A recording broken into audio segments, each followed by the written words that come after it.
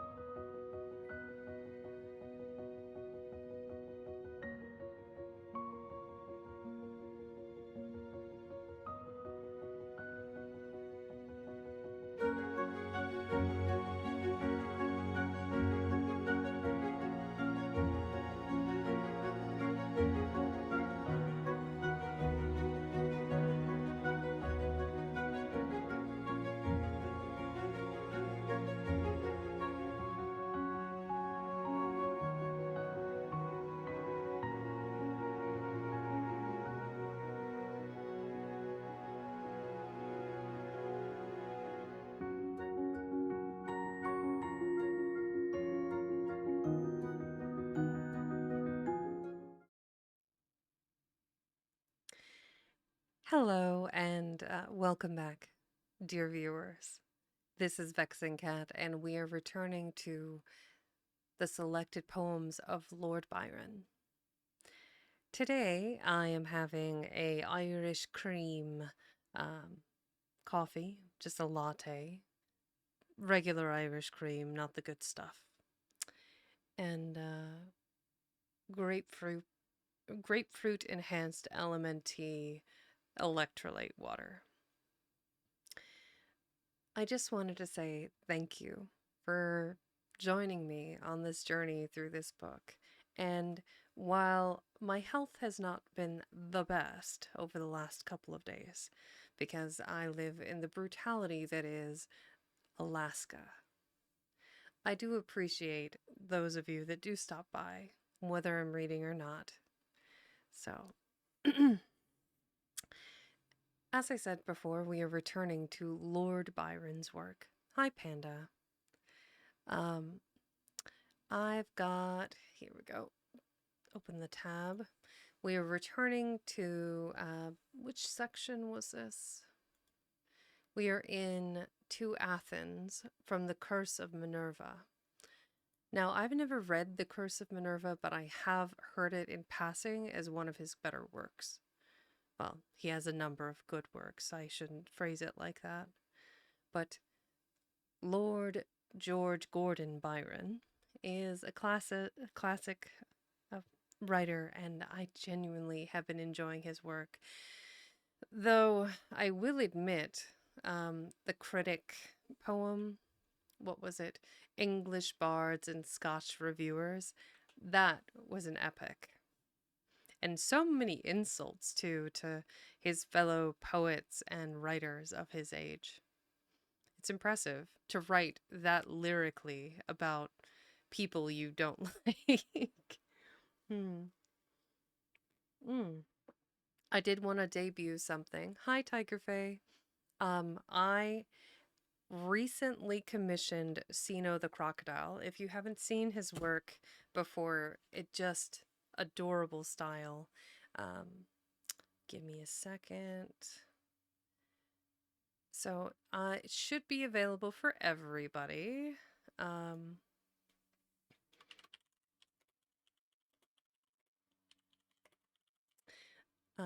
Here, this is right now. It's currently the voice is Russell. I haven't named the tiger just yet, but eventually we'll come up with something that's just appropriate for it.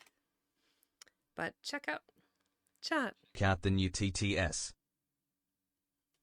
He's pretty cute, right? I love him. That took some work. Da baby, yes. The little tiger plushie, chubby baby, yes.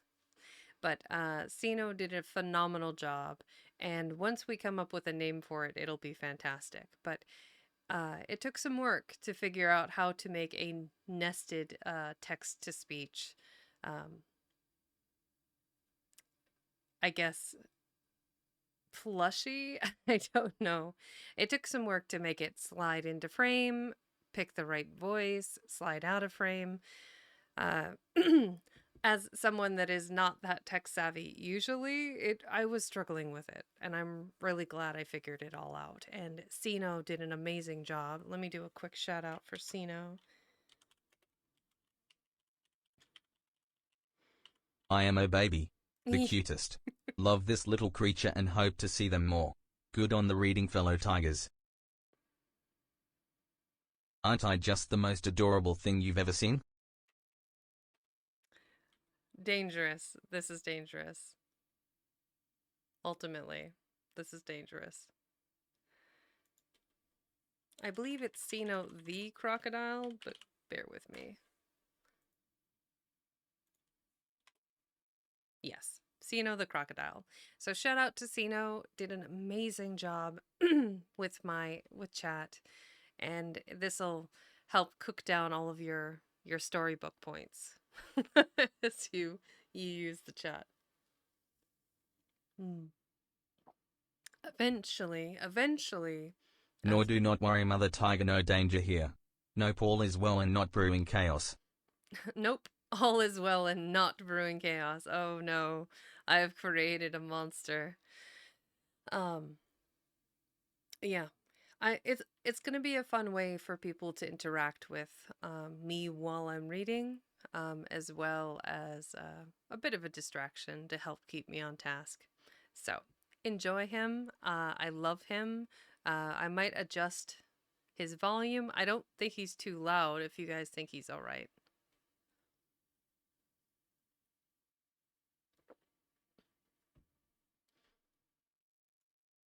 Yeah, the volume is pretty good. I do have to be careful though, because I need. Thank you, Higara. I appreciate you. Lewd Lime. I have a I have a follower named Lewd Lime. Lethal Yarn. Who comes up with these names? These are incredible. Um wow, I can't even think right now. It's been a wild ride since Saturday. So, for context, I went to go assist my mother with the process of cleaning out her smallest bedroom because we're going to be moving her into that room as her office. Um, oh, welcome in. Was that Enrique 59? I think. Welcome in, Enrique. I will go ahead and get started since we're all here and shenanigans have ensued. And enjoy the lovely text to chat. But please don't abuse it. I need to like tweak with it a little bit, but I think the audio is good and I think the visual is fantastic. So once again, shout out to Sino. He did an amazing job. Mm. Okay, let's get started. To Athens from The Curse of Minerva. Slow sinks, more lovely ere his race be run, along Morea's hills the setting sun. Not as in northern climes obscurely bright, but one unclouded blaze of living light. Over the hushed deep the yellow beam he throws, gilds the green wave that trembles as it glows. And old Aegina's rock and Hydra's isle, the god of gladness sheds his parting smile. Over his own regions lingering loves to shine, though there his altars are no more divine. Descending fast, the mountain shadows kiss thy glorious gulf unconquered Salamis. Their azure arches through the long expanse, more deeply purpled, meet his mellowing glance. And tenderest tints, along their summits driven, mark his gay course and own the hues of heaven, till darkly shaded from the land and deep, behind his Delphian rock he sinks to sleep. On such an eve his palest beam he cast, when Athens, here thy wisest looked his last. How watched they, how watched thy better sons his farewell ray, that closed their murdered sages' latest day? Not yet, not yet. Soul pauses on the hill. The precious hour of parting lingers still, but sad his light to agonizing eyes, and dark the mountains once delightful dies. Gloom over the lovely land he seemed to pour, the land where Phoebus never frowned before. But ere he sunk below Cithaeron's head, Cythereans? I'm gonna go with Cythereans. But ere he sunk below Cytherean's head, the cup of woe was quaffed, the spirit fled. The soul of him that scorned to fear or fly, who lived and died as none can live or die. But lo, From high Hymettus to the plain, the queen of night asserts her silent reign. No murky vapor, herald of the storm, hides her fair face, or girds her glowing form. With cornice glimmering as the moonbeams play, there the white column greets her grateful ray. And bright around with quivering beams beset, her emblem sparkles over the minaret.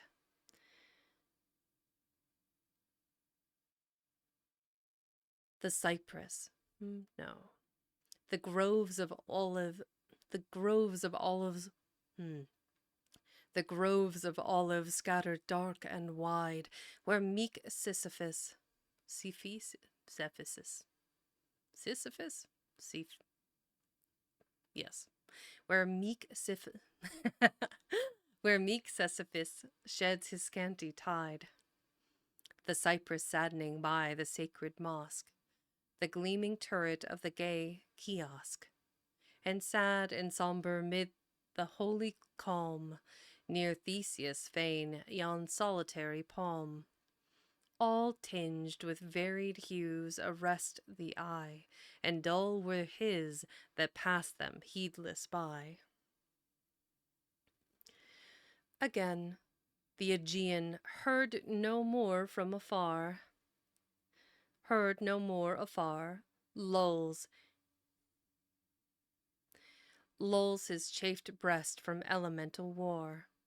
Again his waves in milder tints unfold their long expanse of sapphire and of gold, mixed with the shades of many a distant isle that frowned where gentler ocean deigns to smile.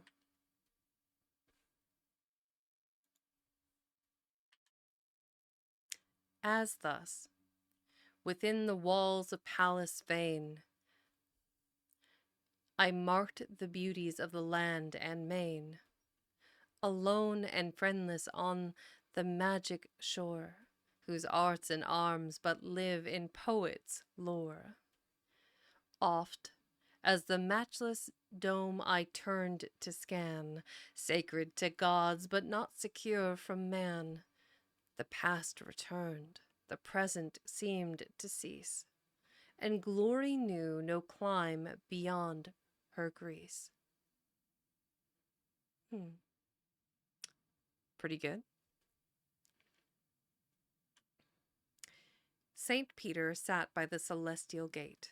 Oh, the vision of judgment. Is that the whole chapter? Nope, it's its own poem within the Athens chapter. The vision of judgment. Saint Peter sat by the celestial gate. His keys were rusty and the lock was dull, so little trouble had been given of late, not that the place by any means was full. But since the Gallic era, 88, the devils had taken a longer, stronger pull, and a pull altogether, as they say, at sea, which drew most souls another way. The angels all were singing out of tune, and hoarse with having little else to do, excepting to wind up the sun and moon, or curb a runaway young star or two, or wild colt of a comet which too soon broke out of bounds over the ethereal blue, splitting some planet with its playful tail, as boats are sometimes by a wanton whale. The guardian seraphs had retired on high, finding their charges past all care below. Terrestrial business filled not in the sky, save the recording angel's black bureau, who found, indeed, the facts to multiply with such rapidity of vice and woe, that he had stripped off both his wings and quills, and yet was in arrear of human ills. His business so augmented of late years that he was forced against his will, no doubt, just like those cherubs' earthly ministers, for some resource to turn himself about. and claim the help of his celestial peers to aid him ere he should be quite worn out by the increased demand for his remarks. 6 angels and 12 saints were named his clerks. This was a handsome board, at least for heaven.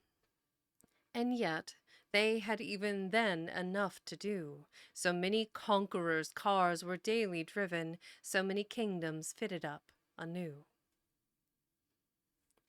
Till at the crowning carnage, each day too slew its thousands, 6 or 7, till at the crowning carnage Waterloo, they threw their pins down in divine disgust. The page was so besmeared with blood and dust. This, by the way, 'tis not mine to record what angels shrink from, even the very devil. On this occasion his own work abhorred, so surfeited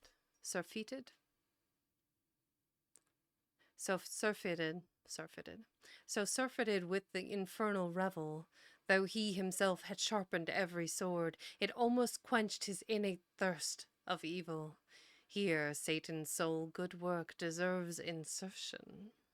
'Tis that he was both generals in reversion. Let's skip a few years of hollow peace, which peopled earth no better, hell as want, and heaven none.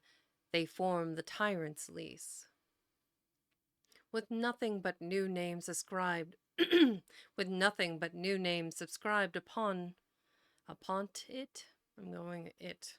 With nothing but new names subscribed upon it. Sure, why not? With nothing but new names scribed upon't, 'twill one day finish, meantime they increase. With 7 heads and 10 horns, and all in front, like St. John's foretold beast, but ours are born, less formidable in the head than horn. In the first year of freedom's, excuse me,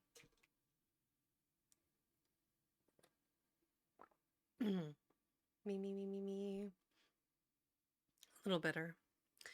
In the first year of freedom's second dawn, died George III, although no tyrant won, who shielded tyrants till each sense withdrawn left him nor mental nor external sun. A better farmer never brushed dew from lawn, a worse king never left a realm undone. He died, but left his subjects still behind, one half as mad, and the other no less blind.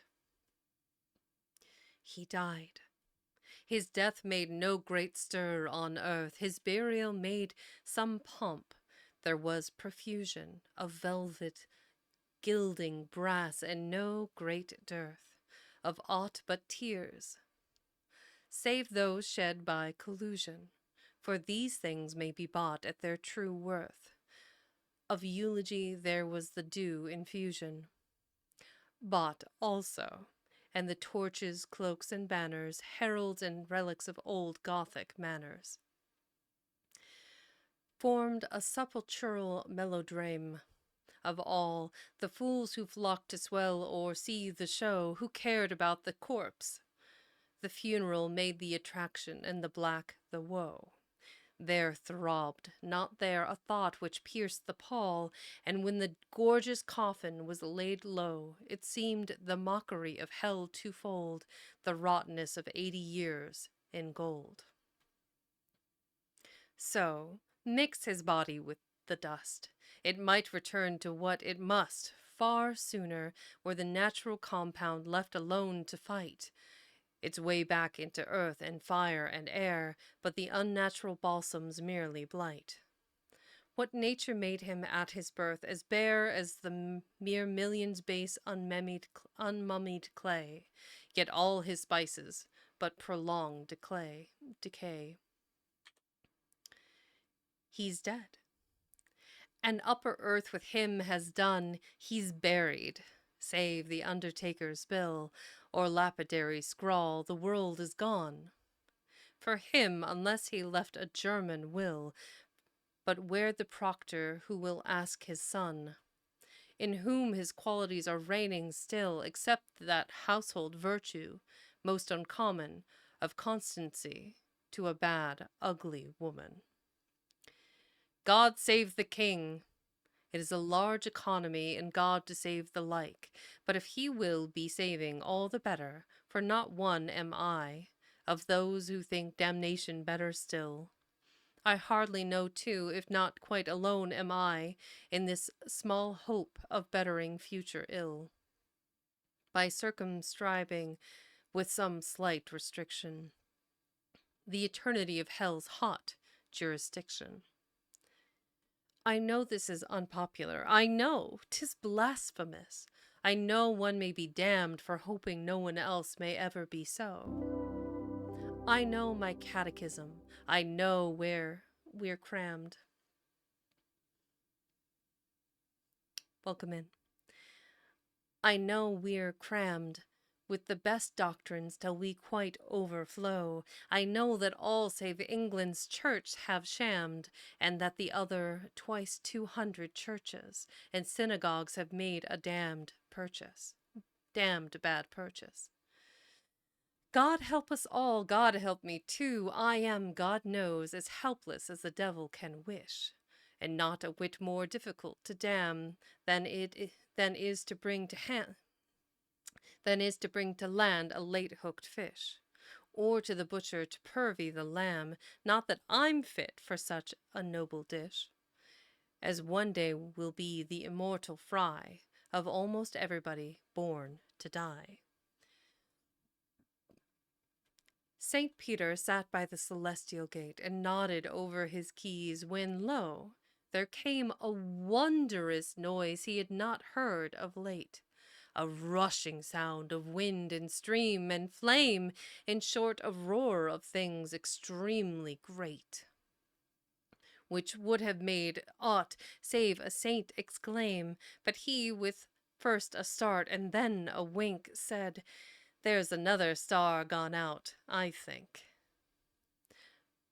But ere he could return to his repose, a cherub flapped his right wing over his eyes, at which St. Peter yawned and rubbed his nose.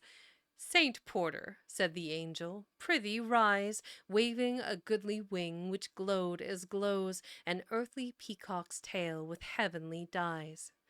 To which the saint replied, "Well, what's the matter?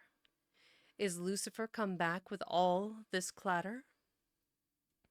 "No," quoth the cherub, "George the Third is dead." "And who is George the Third?" replied the apostle. "What George? What third?" "The King of England," said the angel. "Well, he won't find kings to jostle him on his way, but does he wear his head? Because the last we saw here had a tussle, and never would have got into heaven's good graces, had he not flung his head in all our faces. He was, if I remember, King of France. That head of his, which could not keep a crown on earth, yet ventured in my face to advance a claim to those of martyrs like my own. If I had had my sword as I had once, when I cut ears off, I had cut him down. But having but my keys and not my brand, I only knocked his head from out his hand. And then he set up such a headless howl that all the saints came out and took him in, and there he sits by St. Paul cheek by jowl, that fellow Paul, that parvenu, the skin of St. Bartholomew, which makes his cowl in heaven and upon earth redeemed his sin, so as to make a martyr never sped, better than did this weak and wooden head. But had it come up here upon its shoulders, there would have been a different tale to tell.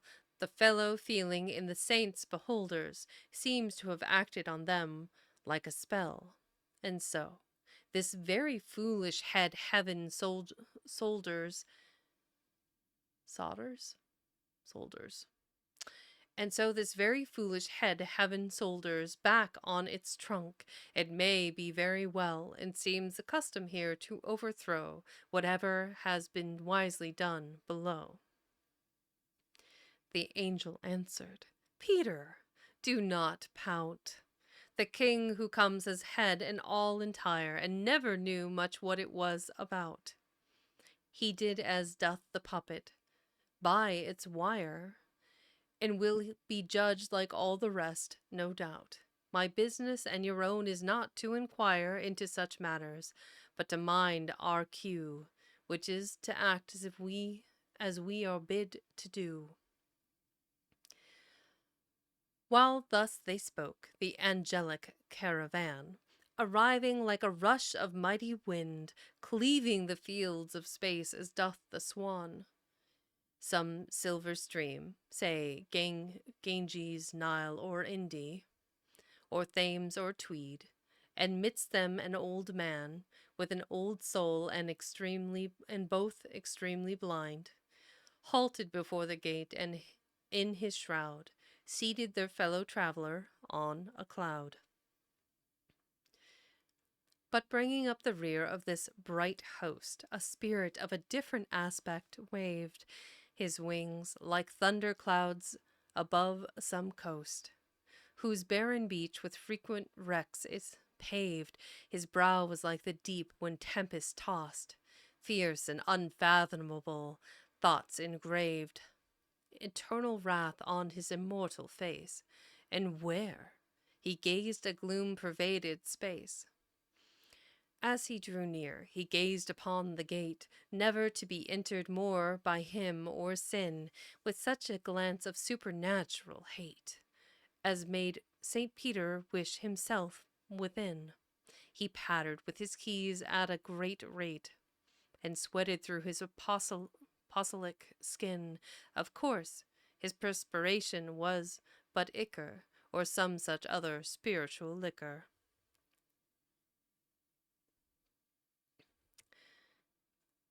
The very cherubs huddled all together. There that is. Like birds when soars the falcon, and they felt a tingling to the tip of every feather, and formed a circle like Orion's belt around their poor old charge, who scarce knew whither his guards had led him, though they gently dealt with royal manes, for by many stories, and true we learn the angels are all are Tories. As things were in this posture, the gate flew asunder, and the flashing of its hinges flung over space an universal hue of many-colored flame with its tinges, reached even our speck of earth, and made anew aurora borealis spread its fringes. Over the North Pole, the same scene when ice-bound by Captain Perry's crew and Melville's Sound. And from the gate thrown open issued, beaming a beautiful and mighty thing of light, radiant with glory like a banner streaming, victorious from some world-overthrowing fight. My poor comparisons must needs be teeming with earthly likeness, for here the night of clay obscures our best conception, saving Joanna Southcote or Bob Southey's raving. 'Twas the archangel Michael. All men know the make of angels and archangels, since there's scarce a scribbler has not one to show, from the fiend's leader to the angel's prince. There also are some altar pieces, though I really can't say that they much evince one's inner notions of immortal spirits, but let the connoisseurs explain their merits. Michael flew forth in glory and in good, a goodly work of him from whom all glory and good arise. The portal past he stood, before him the young cherubs and saints hoary, I say young, begging to be understood by looks not years, and should be very sorry to state they were not older than St. Peter, but merely that they seemed a little sweeter. The cherubs and the saints bowed down before that archangel hierarch, the first of essences angelical, who wore the aspect of a god, but this never nursed pride in his heavenly bosom, in whose core no thought save for his master's service durst intrude, however glorified and high. He knew him but the viceroy of the sky. He and the somber, silent spirit met. They knew each other both for good and ill. Such was their power that neither could forget his former friend and future foe. But still, there was a high, immortal, proud regret in either's eye, as if 'twere less their will than destiny to make the eternal years their date of war, and their champ close the spheres. But here they were in neutral space. We know from Job that Satan hath the power to pay a heavenly visit thrice a year or so, and that the, quote, sons of God, unquote, like those of clay, must keep him company, and we might show from the same book and how polite a way. The dialogue is held between the powers of good and evil, but 'twould take up hours. And this is not a theologic tract, to prove with Hebrew and with Arabic, if Job be allegory or a fact, but a true narrative, and thus I pick from out the whole but such and such an act, as sets aside the slightest thought or of trick. 'Tis every tittle true, beyond suspicion, and accurate as any other vision. The spirits were in neutral space, before the gates of heaven. Like eastern thresholds is the place where death's grand cause is argued over, and souls dispatched to that world or to this, and therefore Michael and the other wore a civil aspect, though they did not kiss.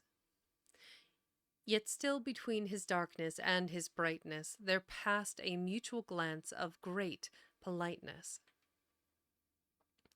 The archangel bowed not like a modern bow, but with a graceful oriental bend, pressing one radiant arm just where below the heart in good men is supposed to tend. He turned as to an equal, not too low. But kindly Satan met his ancient friend with more hauteur, as might an old Castilian.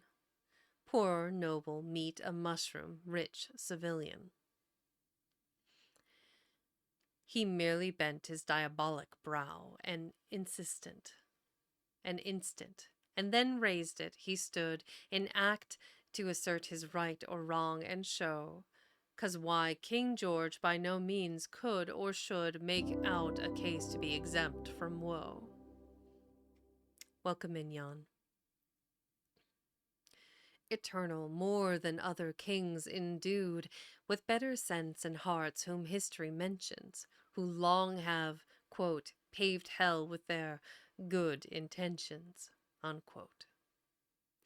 Michael began, What wouldst thou with this man, now dead and brought before the Lord? What ill hath he wrought since his mortal race began, then, that thou canst claim him? Speak, and do thy will. If it be just, if in this earthly span he hath been greatly failing to fulfill his duties as a king and mortal, say, and he is thine, if not, let him have way. Michael, replied the Prince of Air, even here before the gate of him thou servest, must I claim my subject, and will make appear that as he was my worshipper in dust, so shall he be in spirit, although dear to thee and thine, because nor wine nor lust were of his weaknesses, yet on the throne he reigned over millions to serve me alone.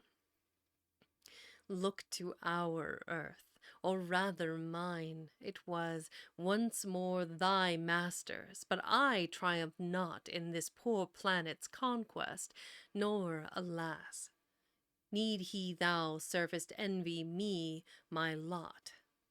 With all the myriads of bright worlds which pass in worship round him, he may have forgot yon weak creation of such paltry things. I think few worth damnation save their kings.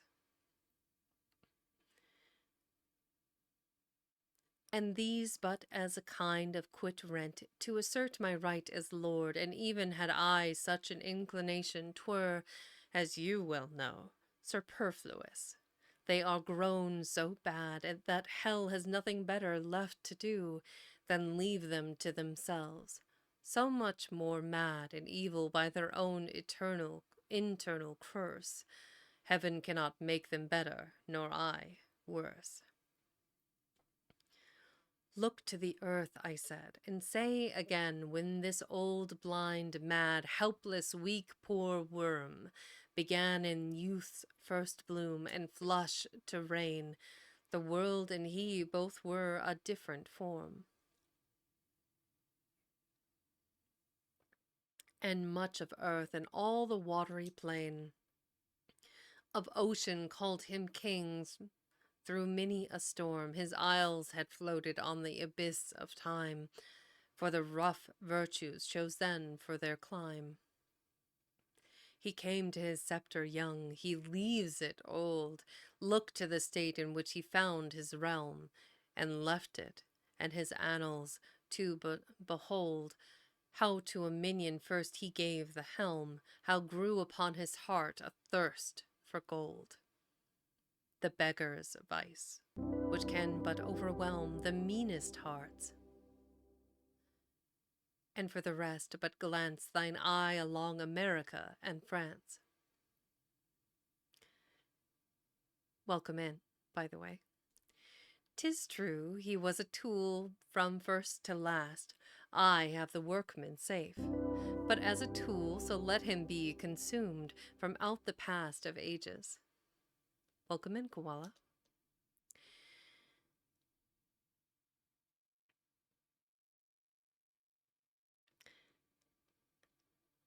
So let him be consumed from out the past of ages since mankind have known the rule of monarchs from the bloody rolls amassed, of sin and slaughter from the Caesar's school. Take the worst pupil and produce a reign more drenched with gore, more cumbered with the slain. He ever warred with freedom and the free, nations as men, home subjects, foreign foes, so that they uttered the word liberty, found George III their first opponent, whose history was ever stained as his will be, with national and individual woes. I grant his household abstinence. I grant his neutral virtues, which most monarchs want. I know he was a constant consort, own he was a decent sire and middling lord. All this is much, and most upon a throne, as temperance, if at abacus board, is more than at an anchorite supper shown. I grant him all the kindest can accord, and this was well for him, but not for those millions who found him what oppression chose. The new world shook him off, the old yet groans beneath what he and his prepared, if not completed. He leaves heirs on many thrones to all his vices, without what begot compassion for him, his tame virtues, drones who sleep, or despots who have now forgot a lesson which shall be retaught then. Wake upon the thrones of earth, but let them quake. 5 millions of the primitive who hold the faith which makes ye great on earth implored a part of that vast all they held of old.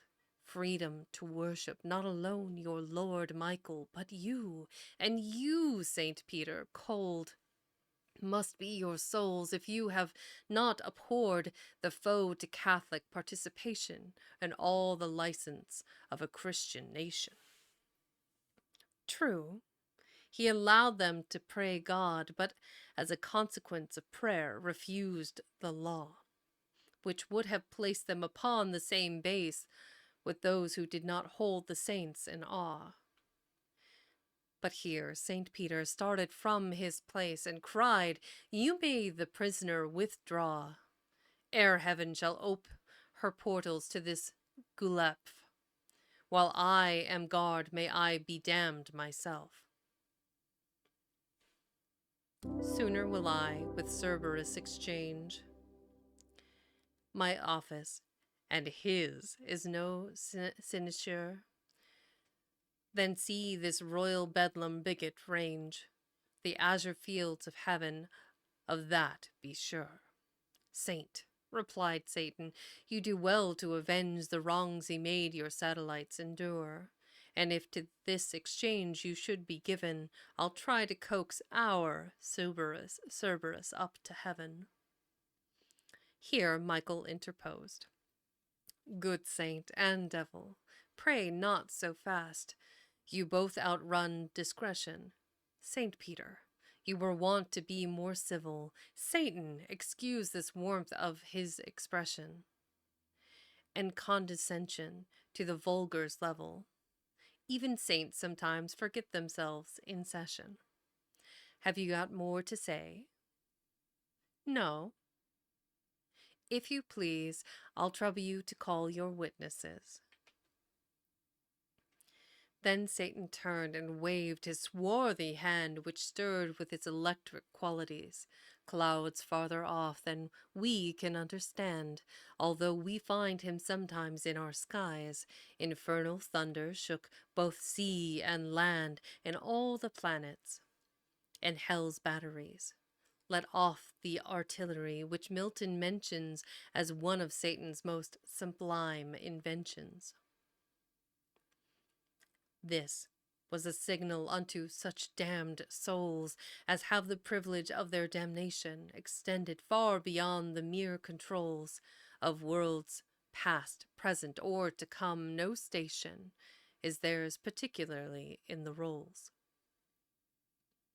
of hell assigned, but where their inclination or business carries them in search of game, they may range freely, being damned the same. They're proud of this, as very well they may, it being a sort of knighthood or gilt key stuck in their loins, or like to an entree. Up the back stairs are such freemasonry, I borrow my comparisons from clay, being clay myself. Let not those spirits be offended with such base low likenesses. We know their posts are nobler far than these.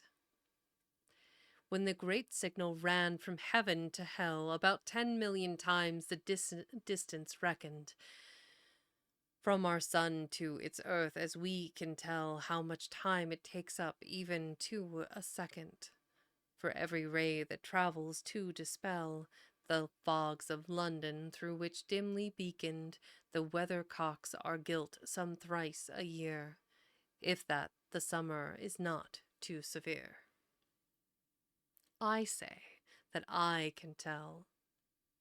'Twas half a minute. I know the solar beams take up more time ere, packed up for their journey, they begin it. But then their telegraph is less sublime, and if they ran a race they would not win it. Against Satan's couriers bound for their own clime, the sun takes up some years for every ray to reach its goal. The devil not half a day. Upon the verge of space, about the size of half a crown, a little speck appeared, I've seen something like it in the skies, in the Aegean air, a squall. It neared, and growing bigger took another guise. Like an aerial ship it tacked and steered, or was steered. I am doubtful of the grammar of the last phrase, which makes the stanza stammer. But take your choice. And then it grew a cloud, and so it was, a cloud of witnesses, but such a cloud no land ever saw, a crowd of locusts numerous as the heavens saw these. They shadowed with their myriad space, their loud and very varied cries were like those of wild geese, if nations may be likened to a goose, and realized the phrase of hell broke loose.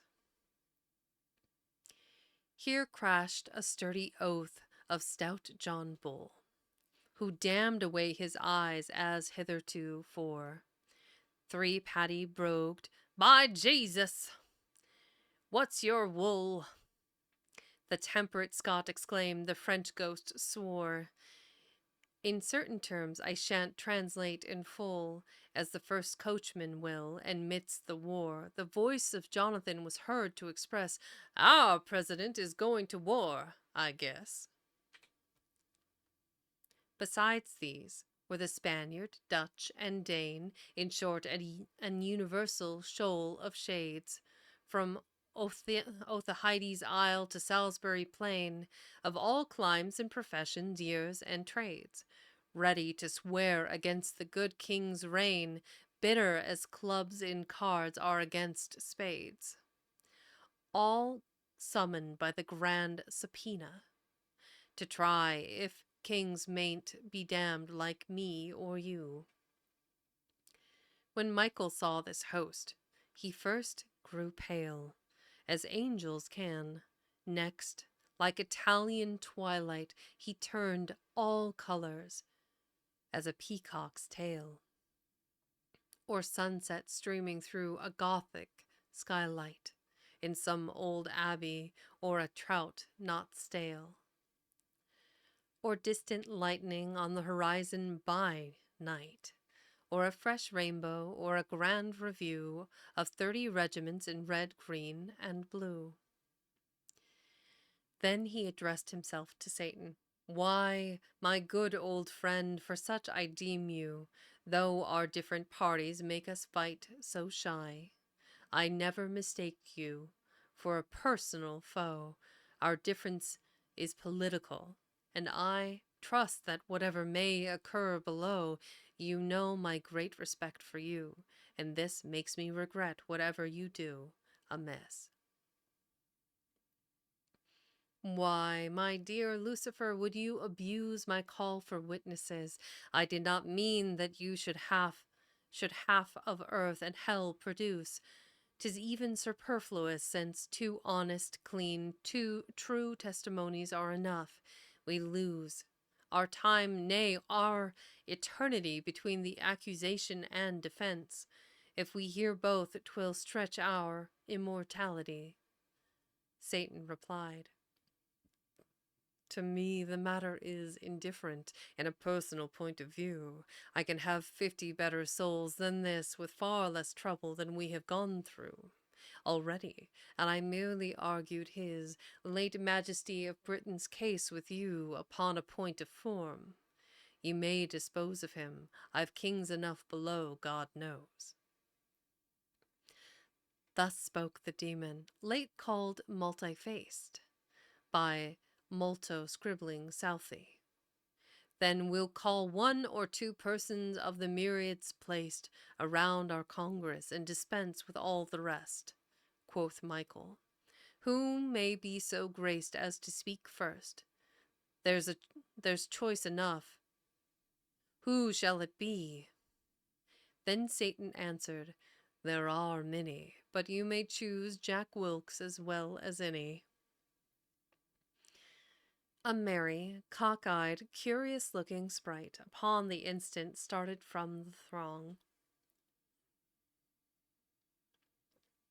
dressed in a fashion now forgotten quite, for all the fashions of the flesh stick long, by people in the next world, where unite all the costumes since Adam's, right or wrong, from Eve's fig leaf down to the petticoat, almost as scanty of days less remote. Welcome in. The spirit looked around upon the crowds assembled, and exclaimed, "My friends of all the spheres, we shall catch cold amongst these clouds. So let's to business. Why this general call, if those are freeholders I see in shrouds? And 'tis for an election that they bawl. Behold a candidate with unturned coat. St. Peter, may I count upon your vote?" "Sir," replied Michael, "you mistake. These things are of a former life, and what we do above is more august. To judge of kings is the tribunal met, so now you know." "Then I presume those gentlemen with wings," said Wilkes, "are cherubs, and that soul below looks much like George III, but to my mind a good deal older. Bless me! Is he blind?" "He is what you behold him, and his doom depends upon his deeds," the angel said. "If you have aught to arraign in him, the tomb gives license the humblest beggar's head to lift itself against the loftiest." "Some," said Wilkes, "don't wait to see them laid in lead for such a liberty, and I, for one, have told them what I thought beneath the sun." "Above the sun repeat." Hi, Bone. "Above the sun repeat, then what thou hast to urge against him." In the archangel replied the spirit, "Since old scores are past, must I turn evidence? In faith, not I." "No." "To urge against him," said the archangel. "Why?" replied the spirit, "since old scores are past, must I turn evidence? In faith, not I. Besides, I beat him hollow at the last, with all his lords and commons. In the sky I don't like ripping up old stories since his conduct was but natural in a prince." "Foolish, no doubt, and wicked to oppress a poor unlucky devil without a shilling. But then I blame the man himself much less than Bute and Grafton, and shall be unwilling to see him punished here for their excess, since they were both damned long ago, and still in their place below. For me, I have forgiven, and vote his habeas corpus into heaven." "Wilkes," said the devil, "I understand all this. You turned to half a courtier ere you died, and seemed to think it would not be amiss to grow a whole one on the other side of Charon's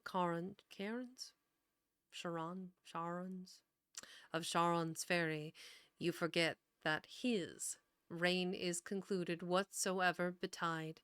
He won't be sovereign more. You've lost your labor. For all at the best he will but be your neighbor. However, I know what to think of it. When I beheld you in your jesting way, flitting and whispering round about the spit, where Belial upon duty for the day, with fox's lard was basting William Pitt, his pupil, I knew what to think, I say. That fellow even in hell breeds farther ills. I'll have him gagged. 'Twas one of his own bills. "Call Julius!" From the crowd a shadow stalked, and at the name there was a general squeeze, so that the very ghosts no longer walked in comfort at their own aerial ease.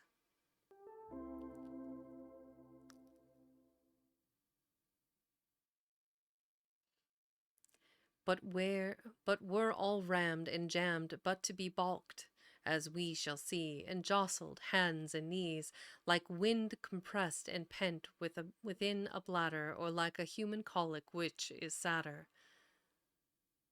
Thank you, Rock. for your second sub. I appreciate that. The shadow came, a tall, thin, gray-haired figure that looked as it had been a shade on earth, quick in its motions with an air of vigor, but not to mark its breeding or its birth.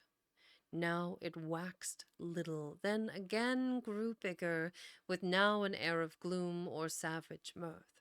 But as you gazed upon its features, they changed every instant. To what? None could say. The more intently the ghosts gazed, the less could they distinguish whose the features were. The devil himself seemed puzzled even to guess. They varied like a dream, now here, now there, and several people swore from out the press. Just saw this new button, eh? They knew him perfectly, and one could swear he was his father, upon which another was sure he was his mother's cousin's brother. Another that he was a duke or knight, an orator, a lawyer, or a priest, a nabob, a man midwife, but the white, mysterious, changed his countenance at least as oft as they their minds. Though in full sight he stood, the puzzle only was increased.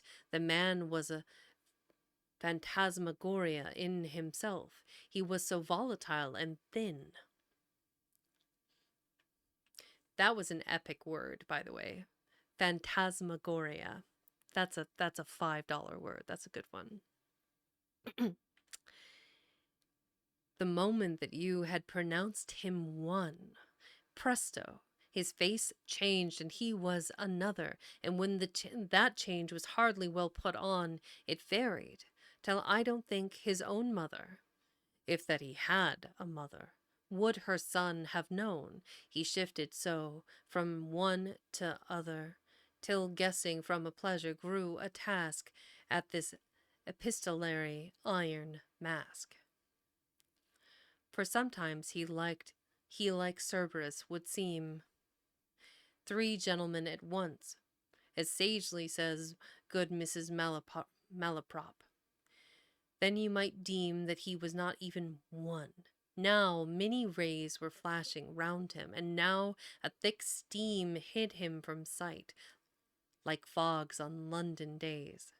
Now Burke, now Tooke, he grew to people's fancies, and certes often like Sir Philip Francis. I've an hypothesis. 'Tis quite my own. I never let it out till now for fear of doing people harm about the throne, and injuring some minister or peer, on whom the stigma might perhaps be blown. It is, my gentle public, lend thy ear. 'Tis that what Junius we are wont to call was really, truly, nobody at all. I don't see wherefore letters should not be written without hands, since we daily view them written without heads, and books we see are filled as well without the latter too, and really till we fix on somebody. For certain, sure to claim them as his due, their author, like the Niger's mouth, will bother the world to say if there be mouth or author. And who and what art thou? The archangel said, for what you may consult my title page. Replied this mighty shadow of a shade, if I have kept my secret half an age, I scarce shall tell it now. Canst thou upbraid, continued Michael, George Rex, or allege aught further? Junius answered, you had better first ask him for his answer to my letter. My charges upon record will outlast the brass of both his epitaph and tomb. Repentest thou not, said Michael, of some past exaggeration? Something which may doom thyself if false, as him if true? Thou wast too bitter Is it not so? In thy gloom of passion? Passion? Cried the phantom dim. I loved my country and I hated him. What I have written, I have written. Let the rest be on his head or mine. So spoke old Nominus Umbra, and while speaking yet, away he melted in celestial smoke. Then Satan said to Michael, don't forget to call George Washington and John Horntuke and Franklin. But at this time there was heard a cry for room, though not a phantom stirred.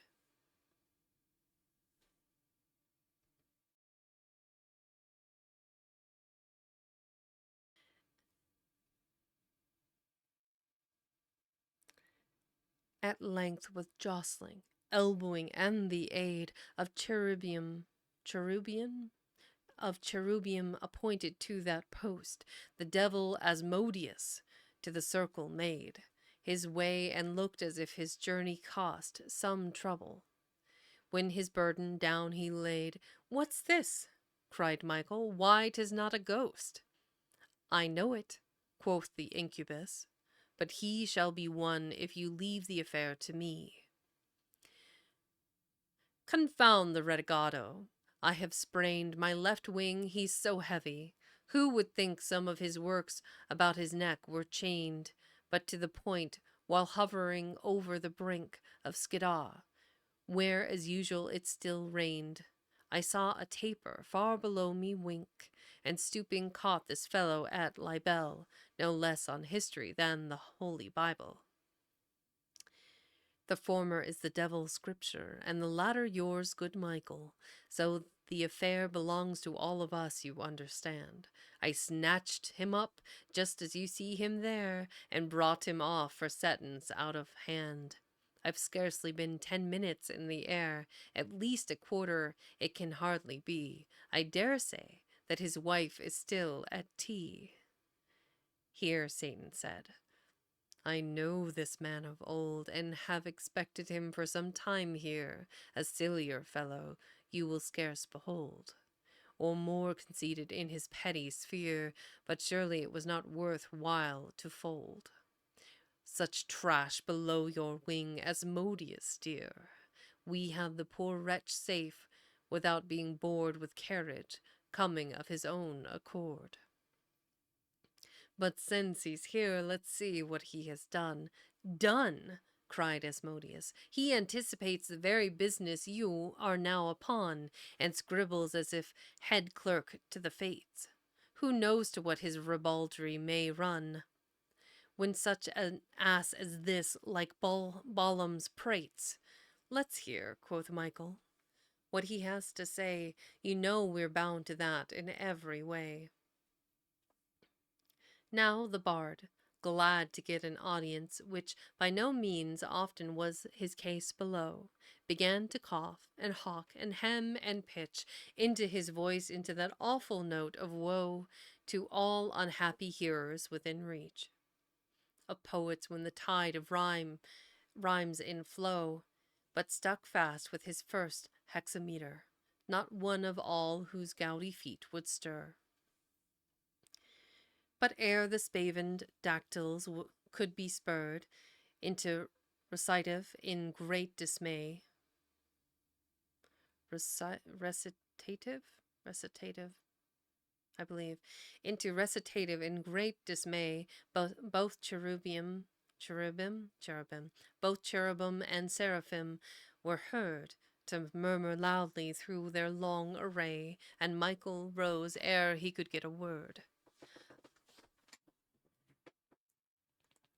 Of all his founders' verses under way, and cried, For God's sake, stop, my friend, 'twere best.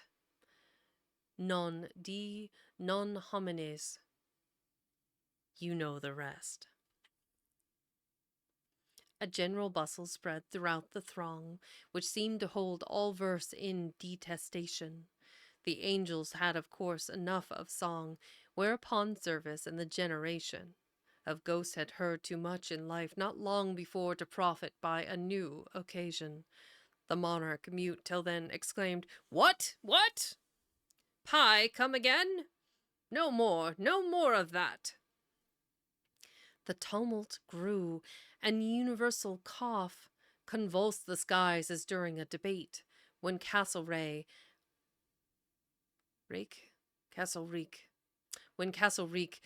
has been up long enough, before he was first minister of state. I mean, the slaves here now. Someone cried off, as at a farce, till grown quite desperate, the bard St. Peter prayed to interpose, himself an author, only for his prose. The varlet was not an ill-favoured knave, a good deal like a vulture in the face, with a hook nose and a hawk's eye, which gave a smart and sharper-looking sort of grace to his whole aspect, which, though rather grave, was by no means so ugly as his case. But that indeed was hopeless as can be, quite a poetic felony, they say.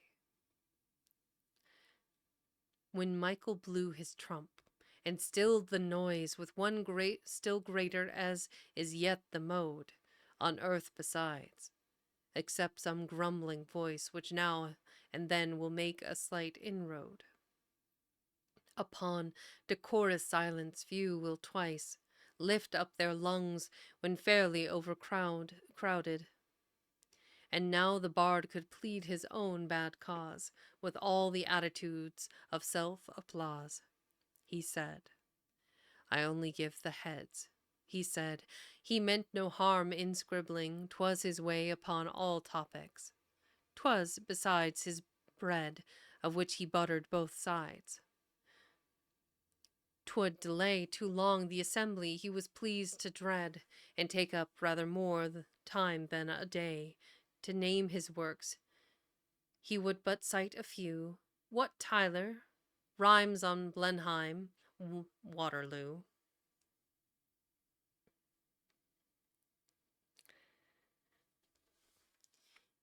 He had written praises of a regicide. He had written praises of all kings whatever. He had written for republics far and wide, and then against them bitterer than ever. For pantisocracy, he once had cried aloud a scheme less moral than 'twas clever, then grew a hearty anti-Jacobin, had turned his coat, and would have turned his skin. He had sung against all battles, and again, in their high praise and glory, he had called, reviewing the ungentle craft, and then become as base a critic as ever crawled. Fed, paid, and pampered by the very men by whom his muse and morals had been mauled, he had written much blank verse and blanker prose, and more of both than anybody knows. He had written Wesley's life. Here, turning round to Satan, "Sir, I'm ready to write yours, in 2 octavo volumes nicely bound, with notes and preface, all that most allures the pious purchaser, and there's no ground for fear, for I can choose my own reviewers. So let me have the proper documents, that I may add you to my other saints." Satan bowed and was silent. "Well, if you, with amiable modesty, decline my offer, what says Michael? There are few whose memoirs could be rendered more divine. Mine is a pen of all work, not so new as it was once, but I would make you shine like your own trumpet. By the way, my own has more of brass in it, and is as well blown. But talking about trumpets, here's my vision. Now you shall judge all people. Yes, you shall judge with my judgment, and by my decision. Be guided who shall enter heaven or fall. I settle all these things by intuition. Times present, past, to come, heaven, hell, and all, like King Alfonso. When I thus see double, I have the deity some worlds of trouble. I save the deity some worlds of trouble. He ceased, and drew forth an MS, and no persuasion on the part of devils, saints, or angels could stop the torrent. So he read the first 3 lines of the contents, but at the 4th the whole spiritual show had vanished with variety of scents, ambrosial and sulphurous, as they sprang like lightning off his melodious twang. Hi, Sino. Yes, I am having a lovely day. This is another one of those Lord Byron epic poems. Um, it's a bit of a slog to get through, but we're almost there. I went ahead and gave you a shout out earlier, Sino. Your artwork, the PNG that you designed for me, is up and ready. So anyone that wants to use the talk to text, the chat tiger is ready to chatter if you want to say hi.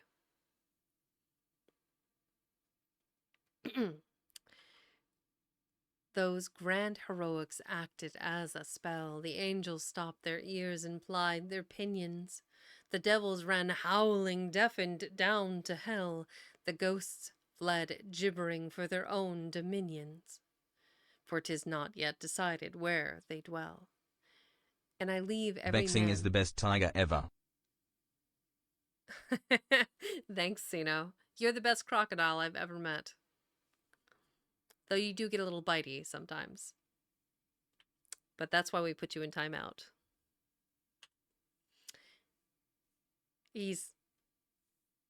It turned out beautifully. 100%. I do need to figure out a name for him. I'm spitballing some ideas. I don't want to do Tony. I don't know. We'll figure it out. The ghosts fled, gibbering for their own dominions, for 'tis not yet decided where they dwell, and I leave every man to his opinions. Michael took refuge in his trump, but lo, his teeth were set on edge, he could not blow. Vex and text story time. Maybe. Text the tiger. Saint Peter, who has hitherto been known for an impetuous saint, upraised his keys, and at the 5th line knocked the poet down, who fell like Phaeton, but more at ease, into his lake, for there he did not drown, a different web being by the destinies, woven for the laureate's final wreath, whenever reform shall happen either here or there. He first sank to the bottom, like his works, but soon rose to the surface like himself, for all corrupted things are buoyed like corks by their own rottenness, light as an elf, or wisp that flits over a morass. He lurks, it may be, still like dull books on a shelf, in his own den to scrawl some, quote, life, unquote, or, quote, vision, unquote, as Wellborn says. Quote, the devil turned precision, unquote. As for the rest, to come to the conclusion of this true dream, the telescope is gone, which kept my optics free from all delusion, and showed me where I in my turn have shown. All I saw farther, in the last confusion, was that King George slipped into heaven for one, and when the tumult dwindled to a calm, I left him practicing the 100th psalm.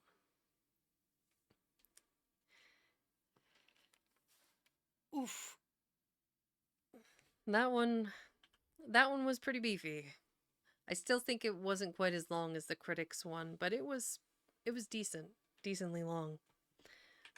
Let's see. We're due for a ad break. Hi, Darth. Oh, that's a cute kitty. I love it. Fuwak cute. It sure is. Look at that kitty. Smush, smush, smush, smush, smush. I need to get me one of those. The list of emotes that I want to have made is just, it gets bigger by the day. I want this emote here and this emote there. Sino's phenomenal. little kissy, smoochy crocodile, the heart. I've got a couple of different artists that I'm working with on various projects. So emotes is on the list. Let's see here. We are, I think, into a new section, which is a good point to stop for that ad break. So hang tight, everybody. We'll be back right after the ad break. One moment.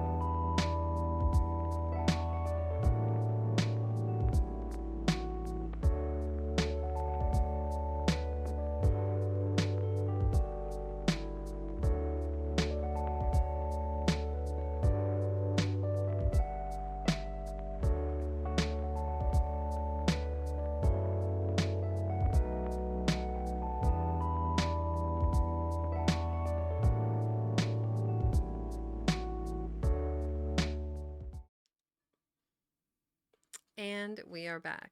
So, I was reading a Batman comic the other day where the Riddler uses a Byron poem. Funny coincidence. I don't think I've read that one. I don't know. Batman, while I've always enjoyed the odd comic book from Batman, I think in my heart I'll always be like a Dark Horse fan. And so a number of their works. I don't know. I'm a big fan of Conan the Barbarian and Red Sonja are probably my two favorite comic book series.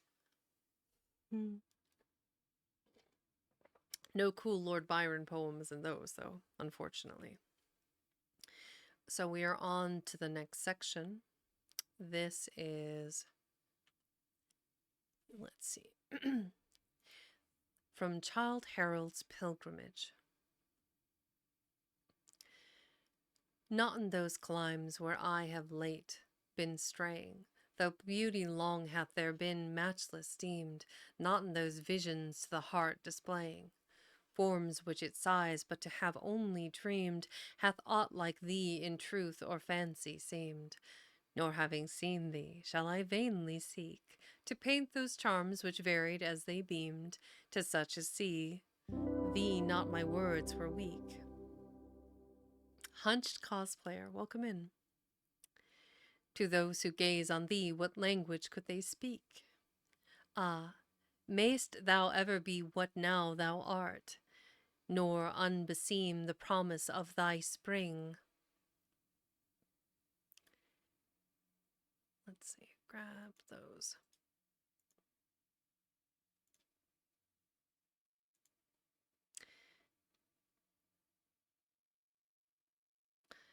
As fair in form as warm yet pure in heart, love's image upon earth without his wing, and guileless beyond hope's imagining.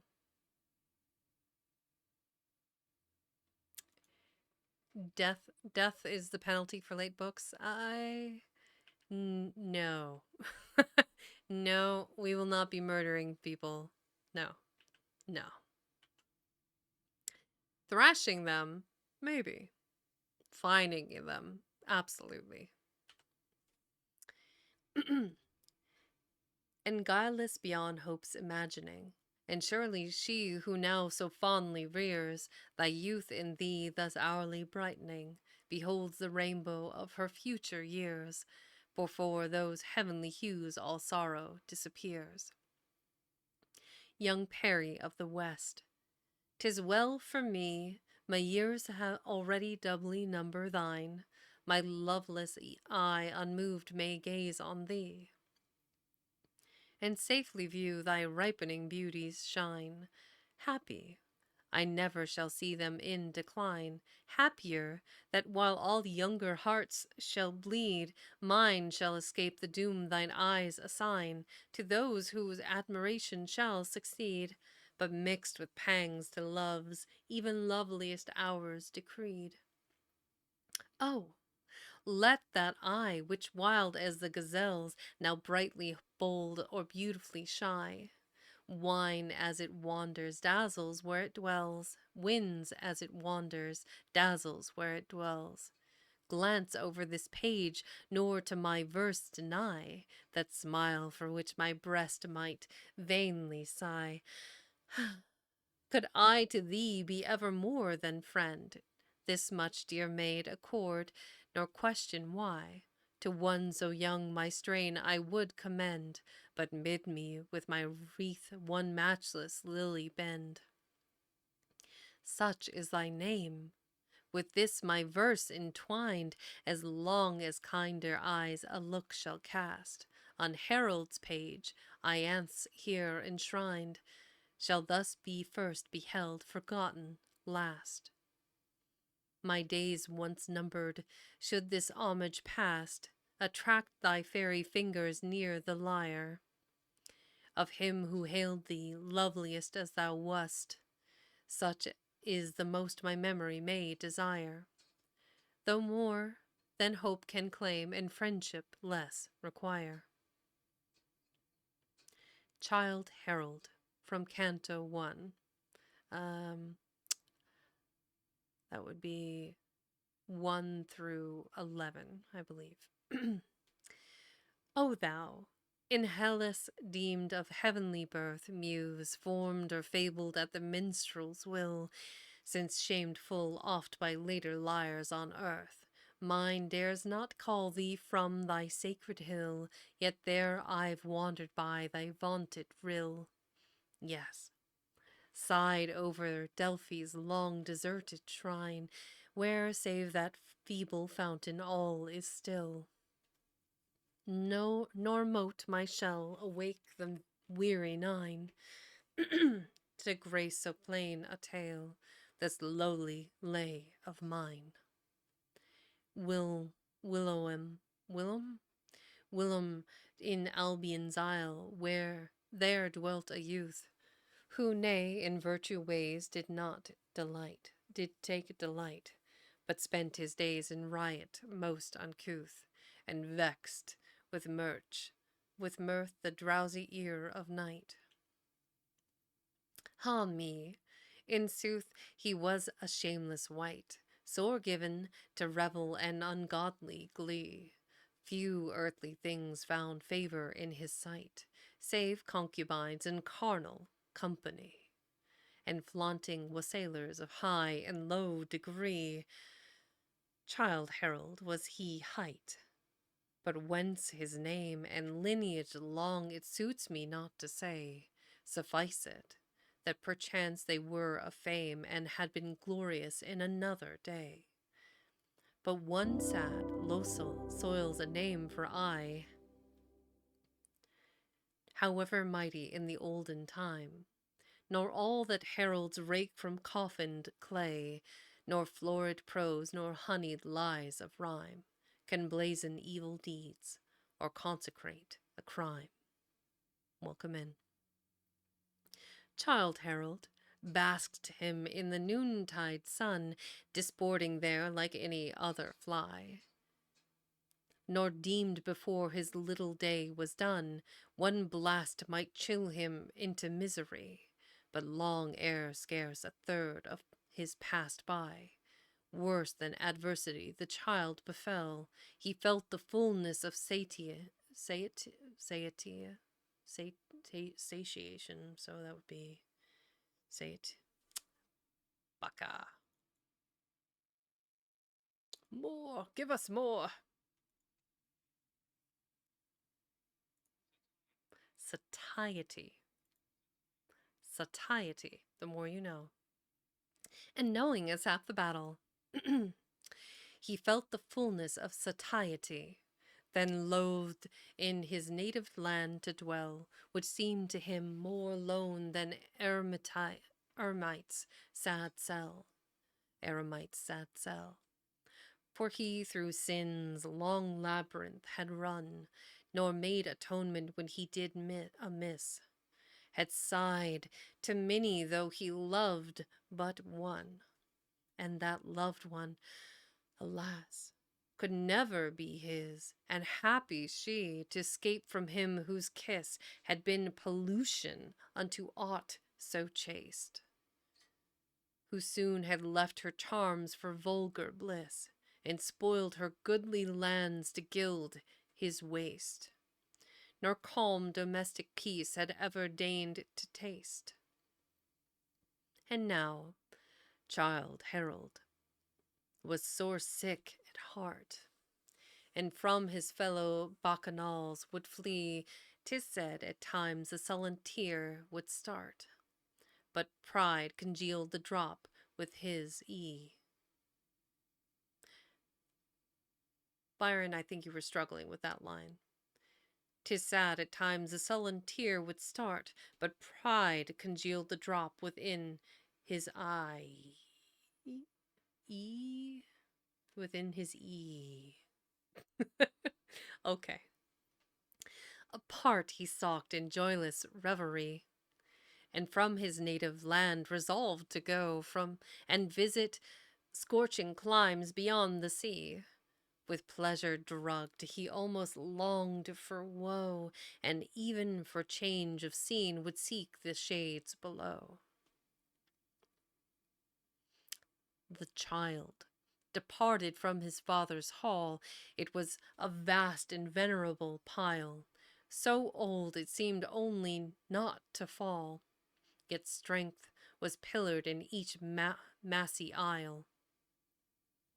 Monastic dome, condemned to uses vile, where superstition once had made her den, now Paphian girls were known to sing and smile, and monks might deem their time was come again, if ancient tales were say true, nor wrong these holy men.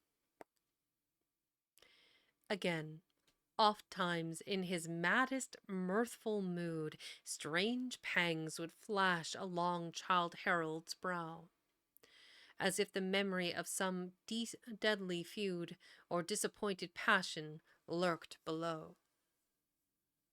But this none knew, nor haply cared to know, for his was not that open, artless soul that feels relief by bidding sorrow flow. Nor sought he friend, nor sought he friend to counsel or condole, whatever this grief mote be which he could not control. And none did love him, though to hall and bower he gathered revellers from far and near. He knew them flatterers of the festal hour, the heartless parasites of present cheer. Yea, none did love him, none his lemons dear. But pomp and power alone are woman's care, and where these are light, Eros finds a fear. Maidens, like moths, are ever caught by glare, and Mammon wins his way where seraphs might despair. Childe Harold had a mother not forgot, though parting from that mother he did shun, a sister whom he loved but saw her not, before his weary pilgrimage begun. If friends he had, he bade adieu to none, yet deem not thence his breast a breast of steel. Ye who have known what 'tis to dote upon a few dear objects will in sadness feel. Such partings break the heart they fondly hope to heal. His house, his heritage, his lands, the laughing dames in whom he did delight, whose large blue eyes, fair locks, and snowy hands might shake the saintship of an anchorite, and long had fed his youthful appetite. His goblets brimmed with every costly wine, and all that mote to luxury invite. Without a sigh he left to cross the brine, and traverse Paynim shores, and pass Earth's central line. That one was fun. Bit interesting, but fun. So we're on to Childe Harold's departure. Adieu, adieu, my native shore fades over the waters blue. The night winds sigh, the breakers roar, and shriek the wild sea meow. Mew? Meow? And shrieks the wild sea mew. Yon sun that sets upon the sea, we follow in his flight. Farewell a while to him and thee, my native land. Good night. A few short hours, and he will rise to give the morrow birth, and I shall hail the main and skies, but not my mother's earth, my mother earth. Deserted in my own good hall, its hearth is desolate.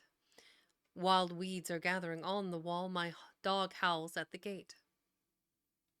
Come hither, hither, my little page, why dost thou weep and wail? Or dost thou dread the billows' rage, or tremble at the gale? But dash the teardrop from thine eye, our ship is swift and strong, our fleetest falcon scarce can fly more merrily along. Yet let winds be shrill, let waves roll high, I fear not wave nor wind, yet marvel not, Sir Childe, that I am sorrowful in mind, for I have from my father gone, a mother whom I love, and have no friend save these alone, but thee, and no one above. My father blessed me fervently, yet did not much complain, but sorely will my mother sigh till I come back again. Enough, enough, my little lad, such tears become thine eye. If I thy guileless bosom had, mine own would not be dry. Come hither, hither, my staunch yeoman. Why dost thou look so pale? Or dost thou dread a Frenchman foeman? Frenchman foeman? Or dost thou dread a French foeman?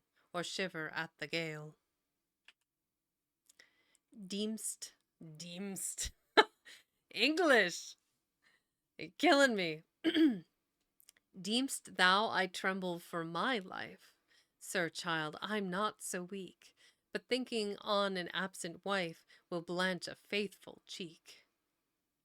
My spouse and boys dwell near thy hall along the bordering lake, and when they on their father call, what answer shall she make? Enough, enough, my yeoman good, thy grief let none gainsay, but I who am of lighter mood will laugh to flee away. For who would trust the seeming sighs of wife or paramour? Fresh fears will dry the bright blue eyes we late saw streaming over. For pleasures past I do not grieve, nor perils gathering near. My greatest grief is that I leave not thing that claims a tear. No thing that claims a tear. Oh. And now I'm in the world alone, upon the wide, wide sea. But why should I for others groan when none will sigh for me? Perchance my dog will whine in vain till fed by stranger hands, but long ere I come back again, he'd tear me where he stands. Well, treat your dog better. They'll wait for you forever if you love them and take care of them. So clearly he was a bad dog owner. With thee, my bark, I'll swiftly go, all thwart the foaming brine, nor care what land thou bearest me to, so not again to mine. Welcome, welcome, ye dark blue waves, and when you fail my sight, welcome ye deserts and ye caves, my native land, good night. It doesn't feel like it should end there, but it does.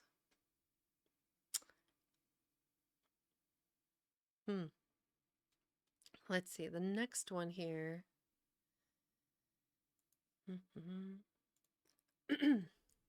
Parnassus, Canto 1.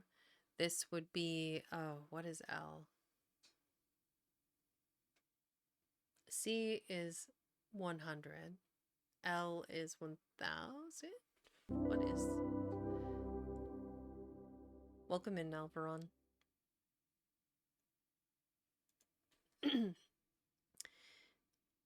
O thou Parnassus, whom I now survey, not in the frenzy of a dreamer's eye, not in the fabled landscape of a lay, but soaring snow-clad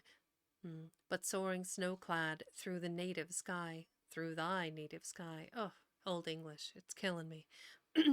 In the wild pomp of mountain majesty, what marvel if I thus essay to sing, the humblest of thy pilgrims passing by, would gladly woo thine echoes with his string, though from thy heights no more one muse will wave her wing.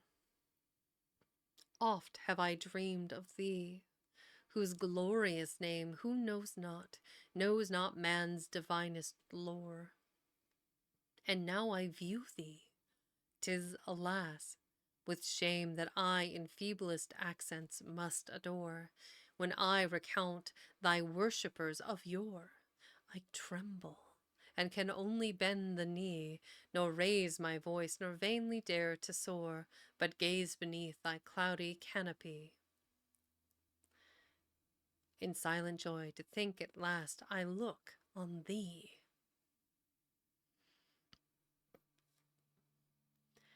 Happier in this than mightiest bards have been, whose fate into distant homes confined their lot.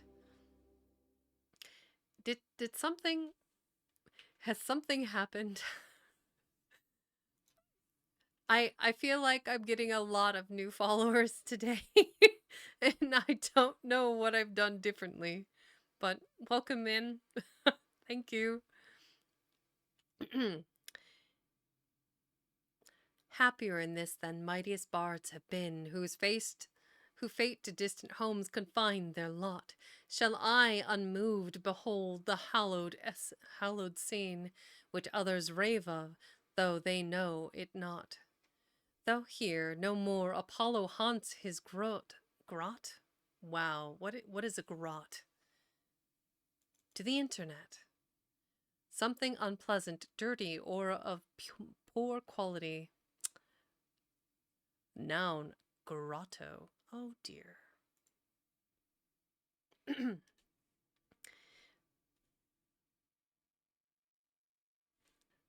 Though here no more Apollo haunts his grot, and thou, the Muses' seat, art now their grave, some gentle spirit still pervades the spot, sighs in the gale, keeps silence in the cave, and glides with glassy foot over yon melodious wave.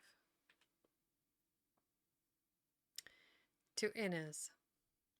Nay, smile not at my sullen brow, alas, I cannot smile again, yet heaven avert that ever thou should weep and haply weep in vain. And dost thou ask where, what secret woe I bear corroding joy and youth? Gandalf the Greedy, that is an epic name. And dost thou ask what secret woe I bear corroding joy and youth? And wilt thou vainly seek to know a pang even thou must fail to soothe? It is not love, it is not hate, nor low ambition's honours lost, that bids me loathe my present state and fly from all I prize the most. It is the weariness which springs from all I meet, or hear, or sing. To me no pleasure beauty brings. Thine eyes have scarce a charm for me. It is that settled, ceaseless gloom the fabled Hebrew wanderer bore, that will not look beyond the tomb, but cannot hope for rest before. What exile from himself can flee to zones though more and more remote? Still pursues wherever I be the blight of life, the demon thought. The demon thought! What a line. Yet others wrapped in pleasure seem. Yet others wrapped in pleasure seem, and taste of all that I forsake. Oh, may they still of transport dream, and never, at least like me, awake. Through many a clime 'tis mine to go, with many a retrospection cursed, and all my solace is to know whatever betide I've known the worst. What is that worst? Nay, do not ask. In pity from the search forbear, smile on, nor venture to unmask man's heart, and view the hell that's there. Immortality. Canto 2. This is 3 through 8.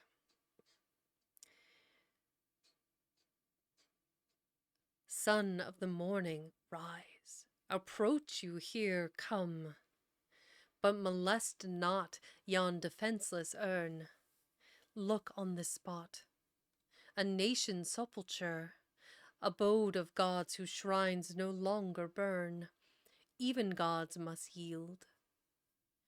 Religions take their turn. 'Twas Jove's, 'tis Mahomet's.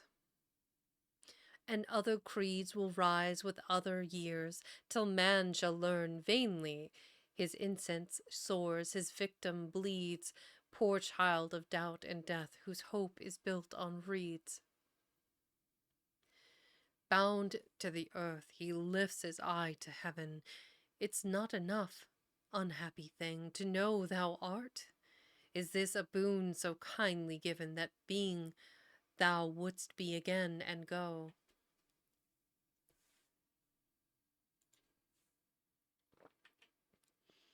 Thou knowest not, reckonst? Thou knowest not, reckest not, to what region so, on earth no more, but mingled with the skies. Still wilt thou dream on future joy and woe? Regard and weigh yon dust before it flies. That little urn saith more than 1,000 homilies. Homilize? Must be rhyming scheme. That little urn saith more than 1,000 homilies.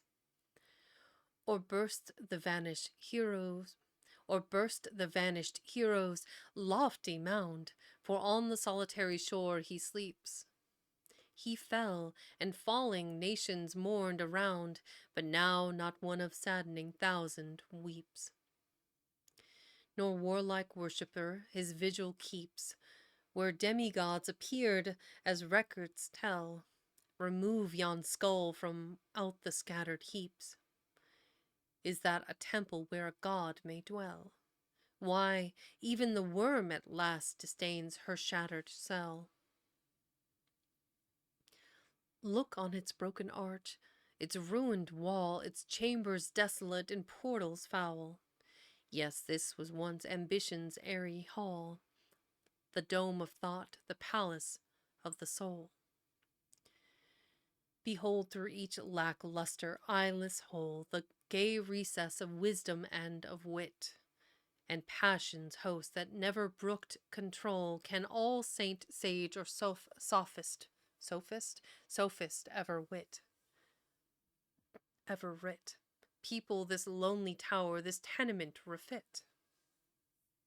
Well, didst thou speak, Athena's wisest son? All that we know is, nothing can be known. Why should we shrink from what we cannot shun? Each hath his pang, but feeble sufferers groan, with brain-born dreams of evil all their own. Pursue with chance, or fate proclaimeth best. Peace waits us on the shores of Acheron. There no forced banquet claims the sated guest, but silence spreads the couch of ever-welcome rest. Yet, if, as holiest men have deemed there be a land of souls beyond the sable shore, to shame the doctrine of the Sadducee, and sophist, mainly vain of dubious lore, how sweet it were in concert to adore with those who made our mortal labors light, to hear each voice he feared, to hear no more. Behold each mighty shade revealed to sight, to the Bactrian, Samian rage, and all who thought the right. So this is more from that same canto, that same book, the Sappho. This is Canto 2. This would be 39 through, I think L is 50, which would be 41, I think. 39, and then X less of 50 would be 41, I think. Childe Harold sailed, and passed the barren spot, where sad Penelope's air overlooked the wave, and onward viewed the mount not yet forgot, the lover's refuge, and the lesbian's grave. Dark Sappho, could not verse immortal save that breast imbued with such immortal fire? Could she not live who life eternal gave, if life eternal may await the lyre? That only heaven to which earth's children may aspire. 'Twas on Grecian autumn's gentle eve Childe Harold hailed Leucadia's cape afar, a spot he longed to see, nor cared to leave. Oft did he mark the scenes of vanished war, Actium, Lepanto, fatal Trafalgar. Mark them unmoved, for he would not delight, born beneath some remote inglorious star, in themes of bloody fray or gallant fight, but loathed the bravo's trade and laughed at marital wight. But when he saw the evening star above, Leucadia's far projecting rock of woe, and hailed the last resort of fruitless love, he felt, or deemed he felt, no common glow. And as the stately vessel glided slow beneath the shadow of that ancient mount, he watched the billows' melancholy flow, and sunk, albeit in thought, as he was wont. More placid seemed his eye, and smooth his pallid front.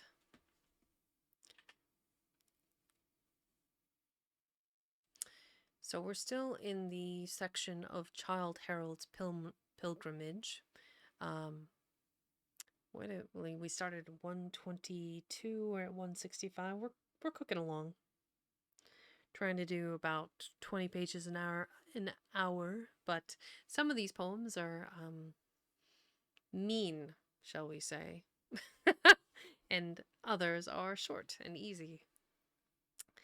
So I'm checking in at everybody, getting water, staying caffeinated if you need to, grabbing a blanket if you need to relax. I've got a heated warm blanket on my back today. I went adventuring yesterday. I went as far as it was a couple miles over to the local library. I'm very excited. I just got my own library card. So now I have access to a whole new world of literary delights online on Narnia. It wasn't through the closet I went, though that might be another adventure for another day. I guess I would stop aging. It's just, but yes, I really enjoyed going into the library. Though it's sad, they are currently in a small, like, 3-room building at the moment. My local library is being demolished due to its disrepair. It was an old building, but they're going to be building a new one here in a couple years. In the meantime, they get to stay in the tiny room and keep almost all of their books in storage. So fun times. Which actually part of my platform here is to donate to libraries and continue access to reading materials for everybody. There's a couple of different nonprofits that I want to work with. And being able to give that first donation check is going to feel so good because there's so many books and so many like licensing that my library would have access to. People don't realize that when you buy a digital copy of the book, you're actually renting the licensure of being able to read it from the provider. So if Amazon, per se, decided to pull the plug, things might not go so well. I don't know, it's kind of interesting. But you are buying the license to use that book, and as long as they have the license to sell it to you, I guess. It gets a little complicated. But there are a couple of different providers out there. They don't really disclose that you're not actually buying the digital rights to the book. So there are ways to circumvent that by accessing your local digital libraries who pay tons and tons of money so that they can have the actual license to the work. So anyway, I digress. We are on to Greece, Canto 2. That would be 73. Aw, thank you, Alvaron. Appreciate that. 73 through 77 and 84 through 93, I believe. A C is 100, L's are 50s. Roman numerals in lowercase is very confusing visually.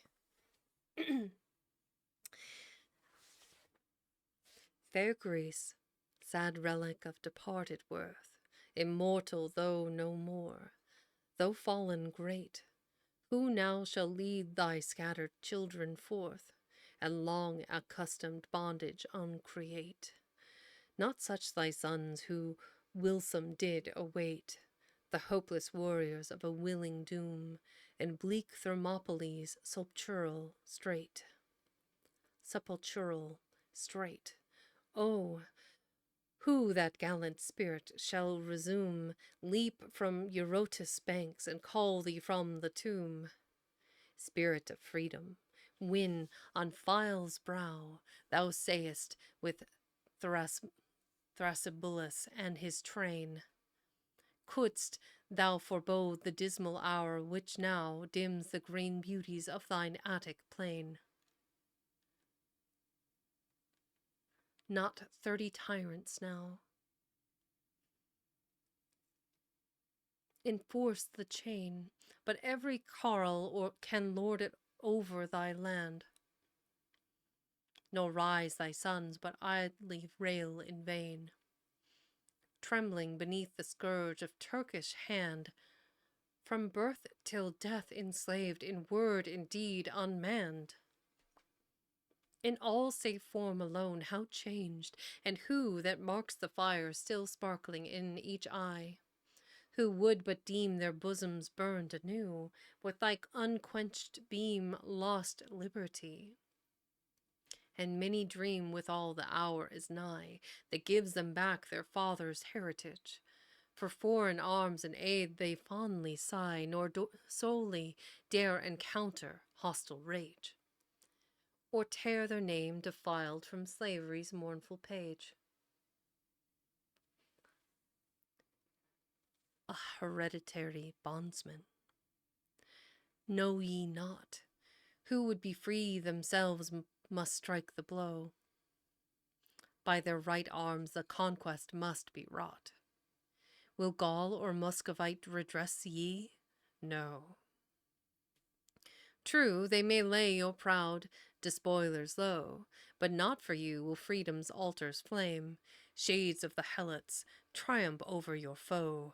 Greece, change thy lords, thy state is still the same. Thy glorious day is over, but not thy years of shame. The city won for Allah from the Giaor. Oh, Lord. How to say it correctly.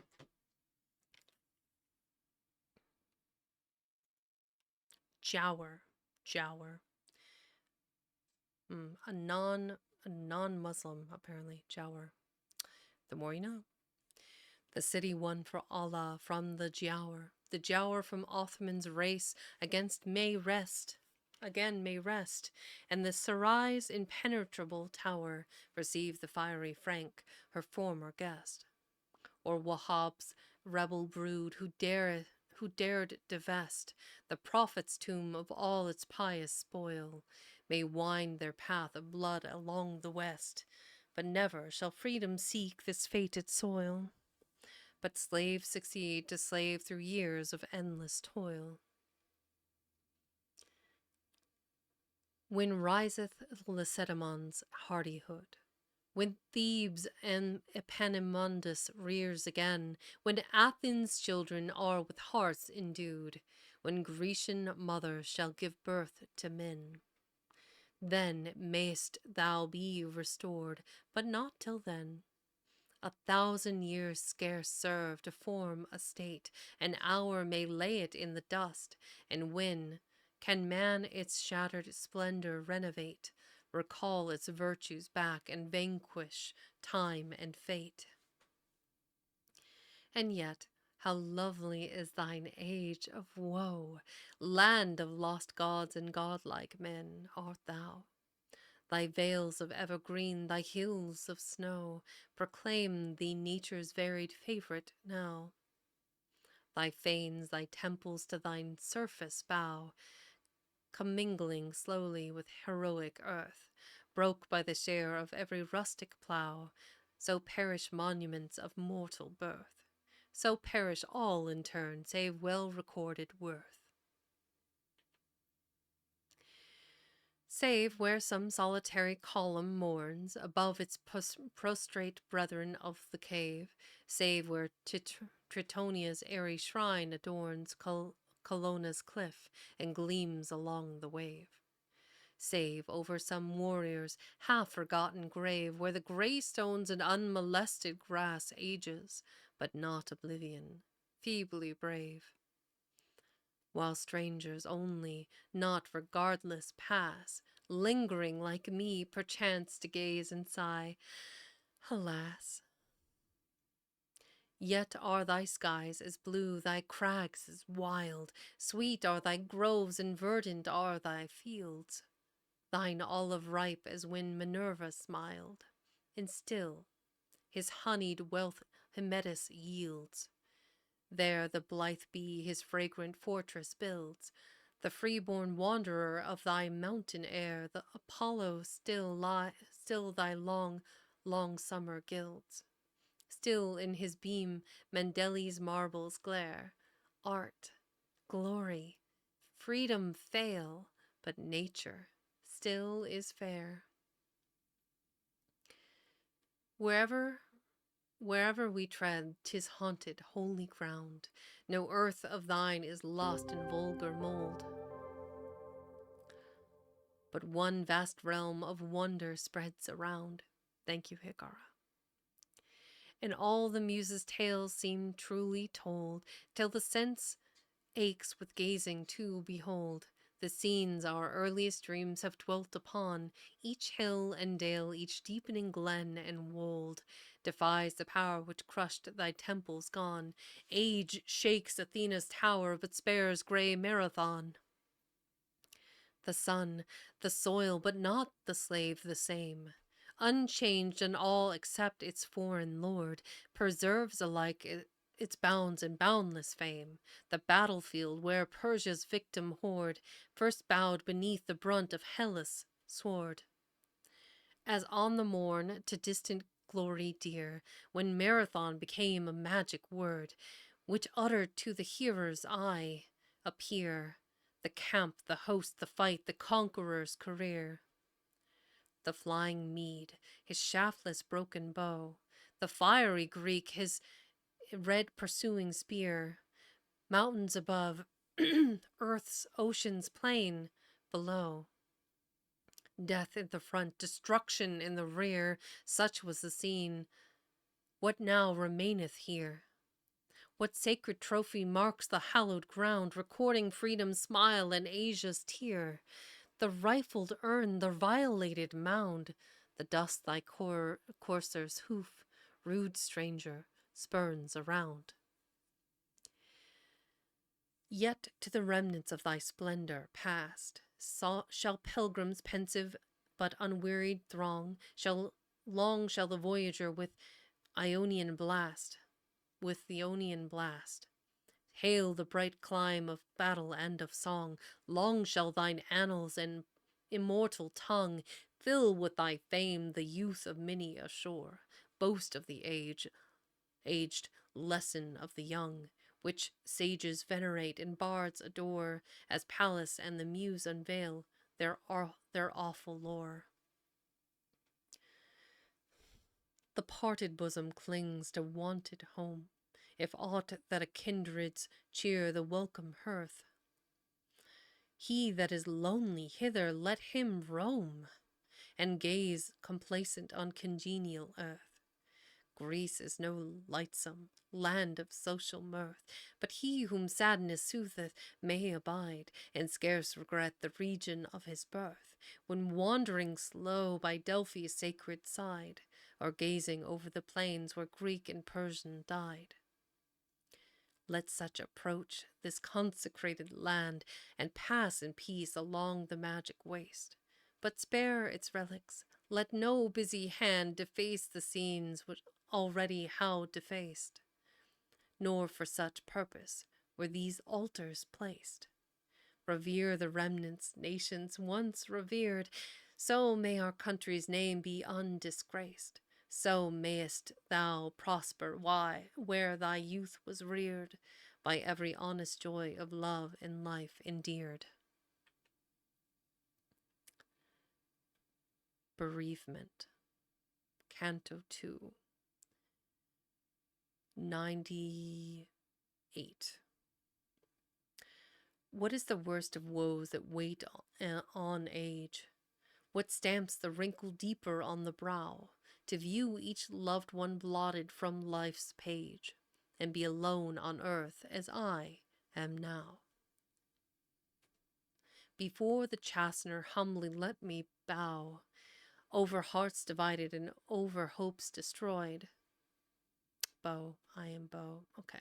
Before the chastener humbly let me bow, over hearts divided and over hopes destroyed. Roll on, vain days, full reckless may ye flow. Since time hath reft whatever my soul enjoyed, and with the ills of eld mine earlier years alloyed.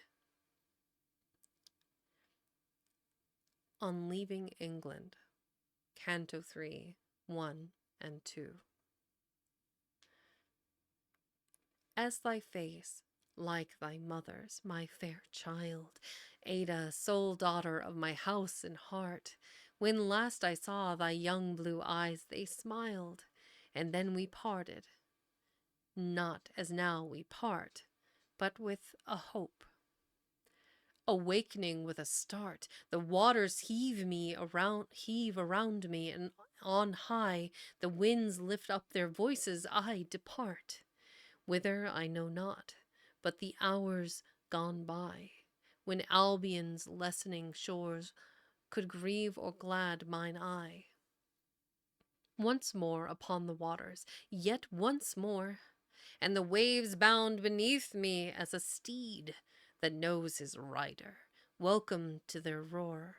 Swift be their guidance, wheresoever it lead, though the strained mast should quiver as a reed, and the rent canvas fluttering strew the gale, still must I go on, for I am as a weed, flung from the rock on ocean's foam to sail, wherever the surge may sweep, the tempest breath prevail.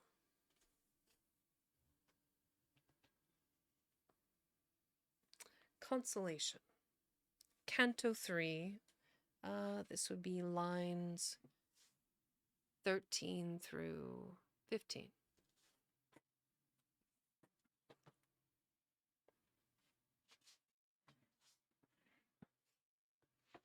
Okay. Where rose the mountains, there to him were friends. Where rolled the ocean, thereon was his home. Where a blue sky in glowing clime extends, he had the passion and the power to roam. The desert, forest, cavern, breakers' foam, where unto him companionship they spake, a mutual language clearer than the tome of his land's tongue, which he would oft forsake, for nature's pages glassed by sunbeams on the lake. Like the Chaldean, he could watch the stars, till he had peopled them with beings bright, as their own beams, and earth-born jars, and human frailties were forgotten quite. Could he have kept his spirit to that flight, he had been happy, but this clay will sink, its spark immortal, envying it the light, to which it mounts as if to break the link that keeps us from yon heaven which woos us to its brink. But in man's dwellings he became a thing restless and worn and stern and wearisome, drooped as a wild-boar falcon with clipped wing, to whom the boundless air alone were home. Then came his fit again, which to overcome, as eagerly the barred-up bird will beat his breast and beak against his wiry dome, till the blood tinge his plumage, so that the heat of his impeded soul would through his bosom eat. That's dark. I'm going to take a second to drink some coffee and a little bit of water.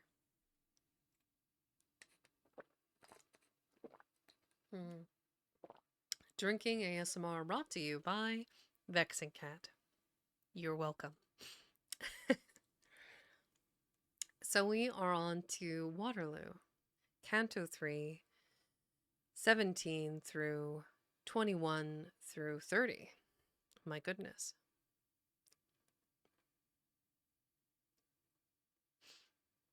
Stop, for thy tread is on an empire's dust. Welcome in, Silverlink Fox. An earthquake spoil is sepultured below, in the spot marked with no colossal bust. nor column trophied for triumphal show, none, but the moral's truth tells simpler so. As the ground was before, thus let it be. How that red rain hath made the harvest grow. And is this all the world has gained by thee, thou first and last of fields, king making victory? It occurs to me, I imagine the ebb and flow of the viewers that I have are the people that are stopping in to listen, and they themselves have drifted off to sleep.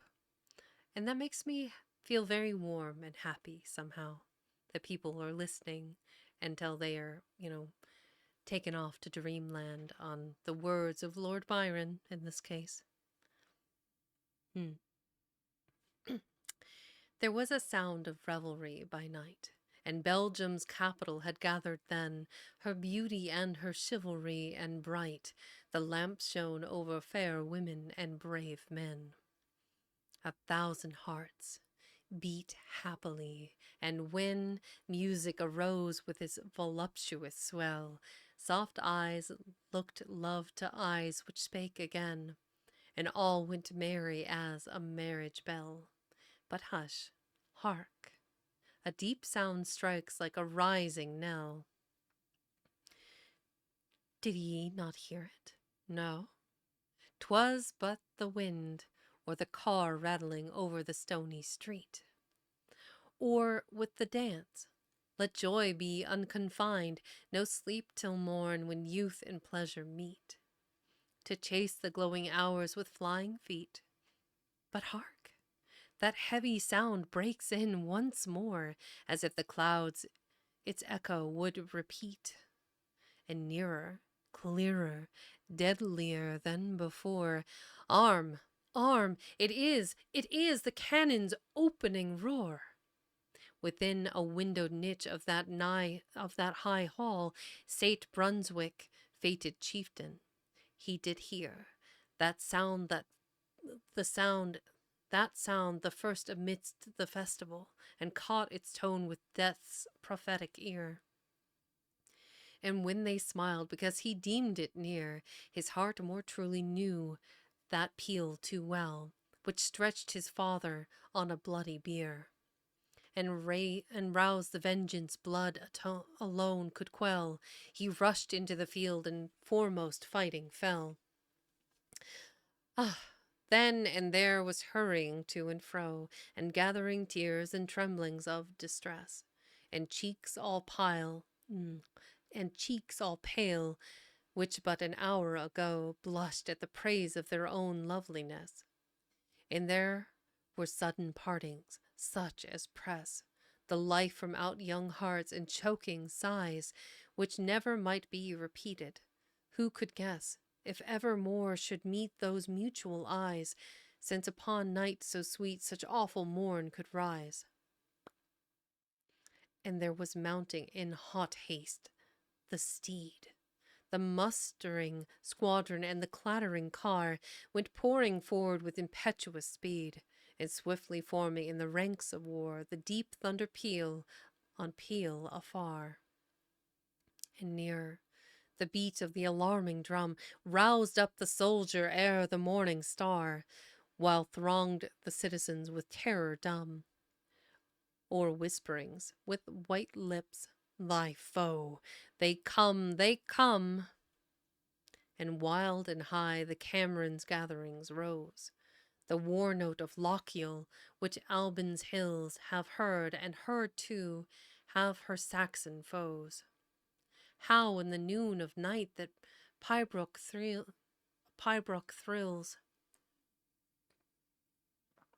savage and shrill, but with the breath which fills. Welcome in.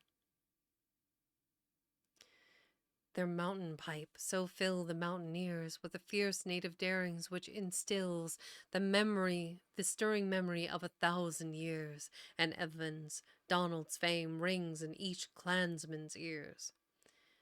And Ardennes waves above them her green leaves, dewy with nature's teardrops as they pass, grieving, if aught innate ever grieves, inanimates grieving if aught inanimate ever grieves, over the unreturning brave. Alas, ere evening to be trodden like the grass, which now beneath them but above shall grow. In its next verdure, when this fiery mass of living valor rolling on the foe, and burning with high hopes shall moulder cold and low. Last noon beheld them full of lusty life, last eve in beauty's circle proudly gay. The midnight brought the signal sound of strife, the morn the marshalling in arms, the day battle's magnificently stern array, the thunder clouds close over it, which when rent, the earth is covered thick with other clay, which her own clay shall cover, heaped and pent, rider and horse, friend, foe, in one red burial blent. Their praise is hymned by loftier harps than mine, yet one I would select from that proud throng, partly because they blend me with his line, and partly that I did his sire some wrong, and partly that bright names will hallow song, and his was of the bravest, and when showered, the death bolts deadliest, the thin flies along. Even where the thickest of war's tempest lowered, they reached no nobler breast than thine, young gallant Howard. There have been tears and breaking hearts for thee, and mine were nothing had I such to give. But when I stood beneath the fresh green tree, which living waves where thou didst, which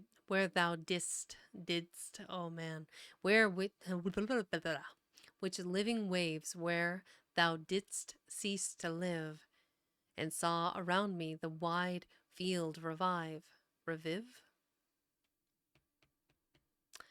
I'm gonna, just because those look like they match, they don't pronounce the same. Which living waves where thou didst cease to live.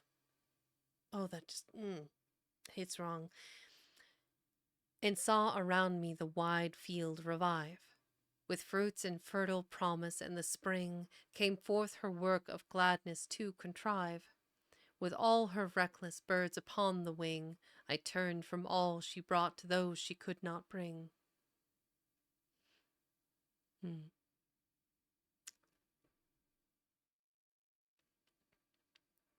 That one needed to linger just a little bit. Napoleon, another Napoleonic poem. Lord Byron really liked Napoleon, I feel.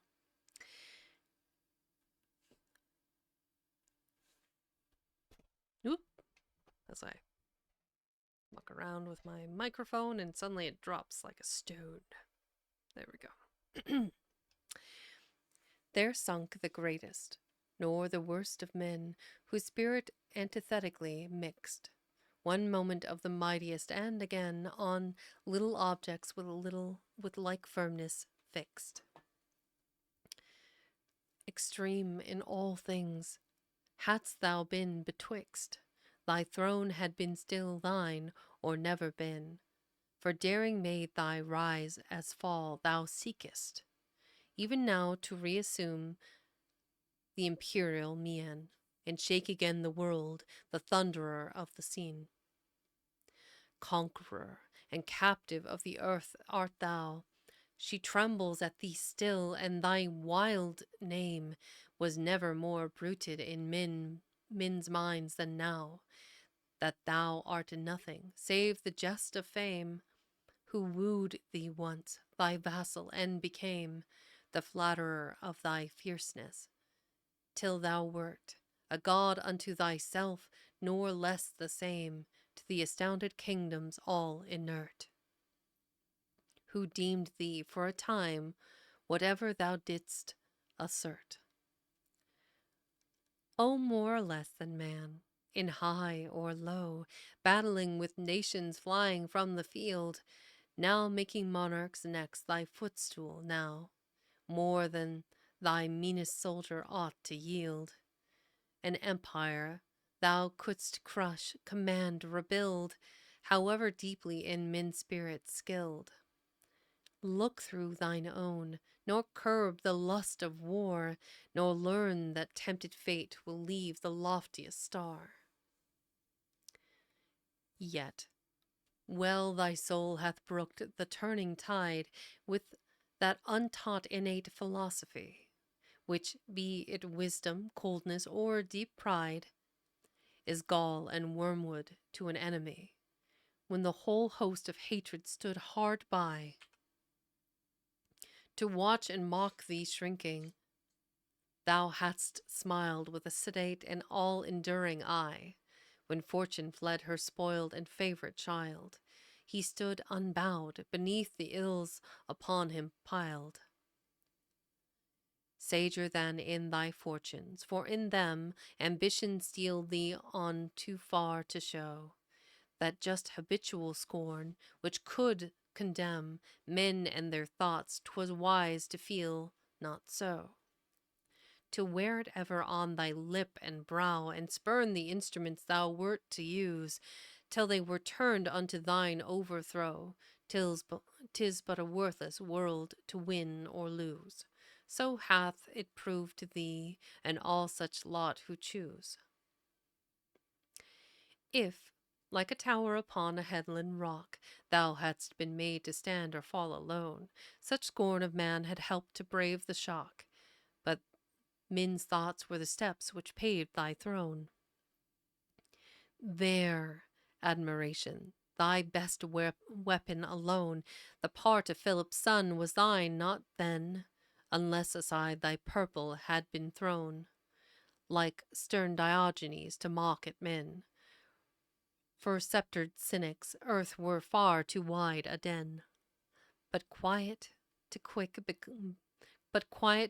bosoms is a hell, and there hath been thy bane. There is a fire and motion of the soul which will not dwell in its own narrow being, but aspire beyond the fitting medium of desire. And, but once kindled, quenchless evermore, preys upon high adventure, nor can tire of aught but rest, a fever at the core, fatal to him who bears to all who ever bore. This makes the madmen who have made men mad, by their contagion conquerors and kings, founders of sects and systems, to whom add sophists, bards, statesmen, all unquiet things, which stir too strongly the soul's secret springs, and are themselves the fools to those they fool. Envied, yet how unenviable, what stings are theirs! One breast laid open were a school which would unteach mankind the lust to shine or rule.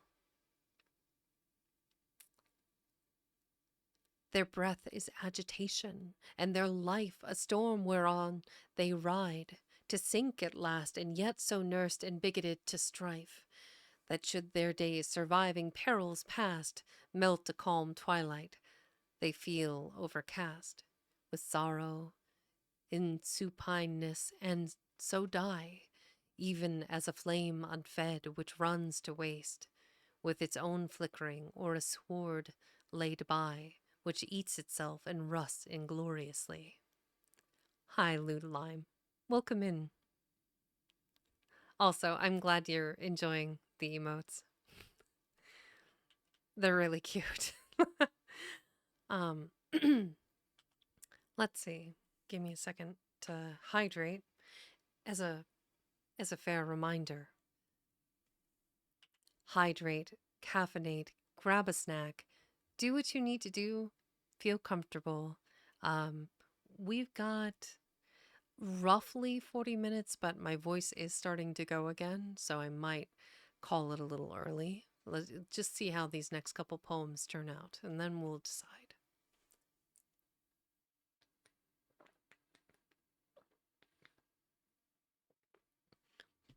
Well, technically speaking, Lewd Lime, um, it's classic literature, specifically poetry by Lord Byron. Um, so it's not necessarily a story time, it's various length poems from the author, Lord George Gordon Byron, from the 19th century. Um, yeah, he's known for a whole host of work. He was a satirical poet and a lover of many women. So I talked about him in the first part of this series. I'm going to have to go back and relabel them once I've gotten through the book. We're about halfway, a little less, through the book, and this is, I think, the third part of this series. Some of the poems are like really short, and then some of them are really epically long. Um, the one on bards and critics, that one was really long. And at the beginning here, I had another one, I believe, to Athens was quite long. Hmm. Oh, well, thank you, Silverlink Fox. I appreciate that. Um, if you're not already following me on Twitter, I always try to post my weekly schedule on Mondays. Typically, it's Wednesdays, Fridays, and Sundays. Sundays are kind of a variety day, depends on what I've got going on. But Wednesdays and Fridays, like exclusively, are reading. And so I'll read about 60 or so pages. Yeah. So you can always check me out on 6 p.m. EDT on Wednesdays and Fridays for reading. And then on Sundays, I could be reading, I could be doing a collab stream with someone else.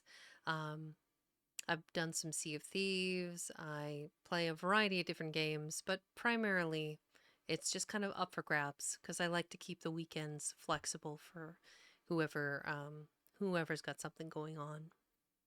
Yeah. But yeah, thank you so much, Valis. One of my moderators just posted the link to my link tree so you can see all the various places that I post stuff. YouTube is usually like the backlog of my VODs, and then I haven't quite mastered the video editing part, and I'll have to eventually hire someone else to do that for me. But thus far, it's just create content, enjoy the stories, enjoy the books, the poems, and help people relax, ideally. Okay, back to it here. So, the Drachenfels. What a title. The castled crag of Drachenfels frowns over the wide and winding Rhine, whose breast of waters broadly swells between the banks which bear the vine, and hills all rich with blossomed trees, and fields which promise corn and wine, and scattered cities crowning these, whose far white walls along them shine, have strewed a scene which I should see with double joy wert thou with me. And peasant girls with deep blue eyes and hands which offer early flowers walk smiling over this paradise above the frequent feudal towers. Through green leaves lift their walls of grey, and many a rock which steeply lowers, and noble arch in proud decay, looked over this vale of vintage bowers. But one thing want these banks of Rhine, thy gentle hands to clasp in mine. I send the lilies given to me, though long before thy hand they touch. I know that they must withered be, but yet reject them not as much, not as such. For I have cherished them as dear, because they yet may meet thine eye, and guide thy soul to mine even here, when thou beholdest them drooping nigh. and knowest them gathered by the Rhine, and offered from my heart to thine. The river nobly foams and flows, the charm of this enchanted ground, and all its thousand turns disclose some fresher beauty varying round the haughtiest breast.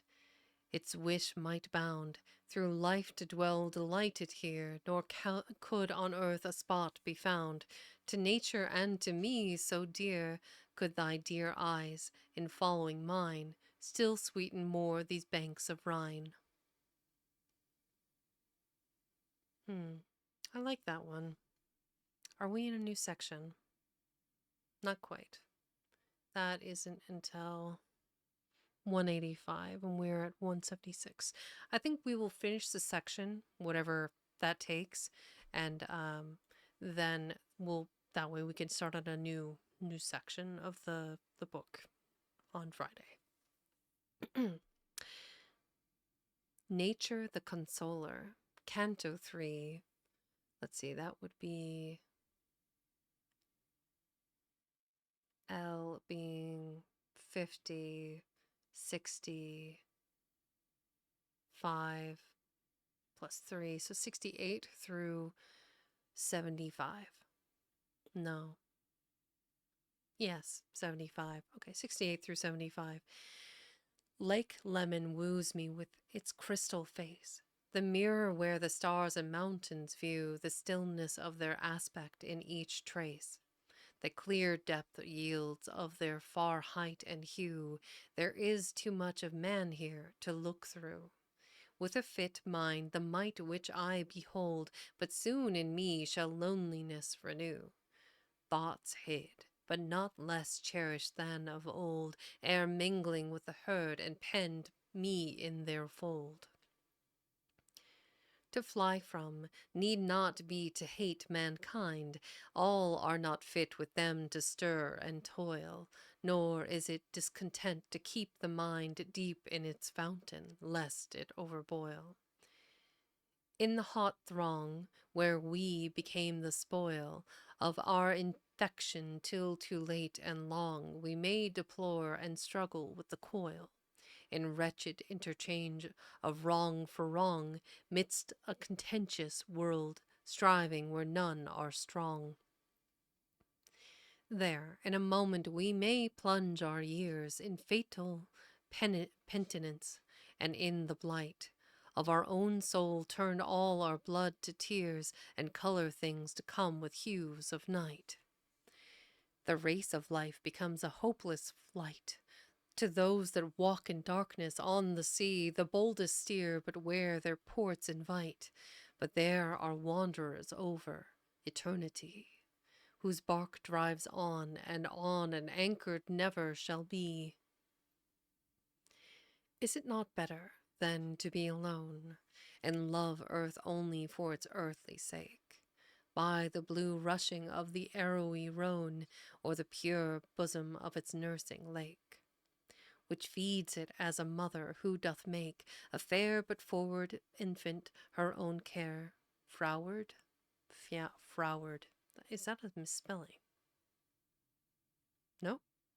Difficult to deal with. Froward.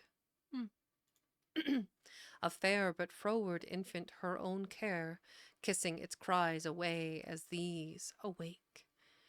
Is it not better thus our lives to wear, than join the crushing crowd doomed to inflict or bear? I live not in myself, but I become portion of that around me, and to me high mountains are a feeling, but the hum of human cities' torture I can see. Nothing to loathe in nature, save to be a link reluctant in a fleshly chain, classed among creatures when the soul can flee, and with the sky, the peak, the heaving plain of ocean, or the stars mingle, and not in vain. And thus I am absorbed, and this is life. I look upon the peopled desert past as on a place of agony and strife. Welcome in.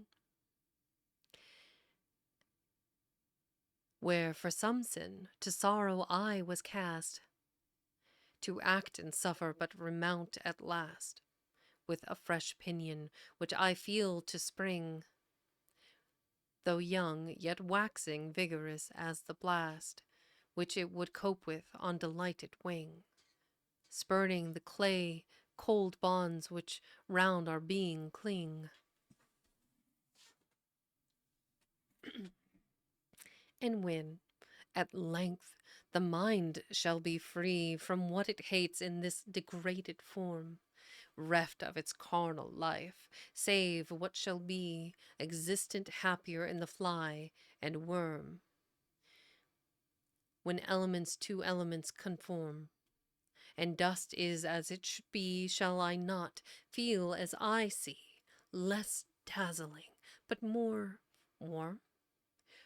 The bodiless thought, the spirit of each spot, of which even now I share at times the immortal lot? Are not the mountains, waves, and skies a part of me and of my soul as I of them? Is not the love of these deep in my heart with a pure passion should I not condemn? All objects, if compared with these, and stem a tide of suffering rather than forego such feelings for the hard and worldly phlegm of those whose eyes are only turned below, gazing upon the ground with thoughts which dare not glow.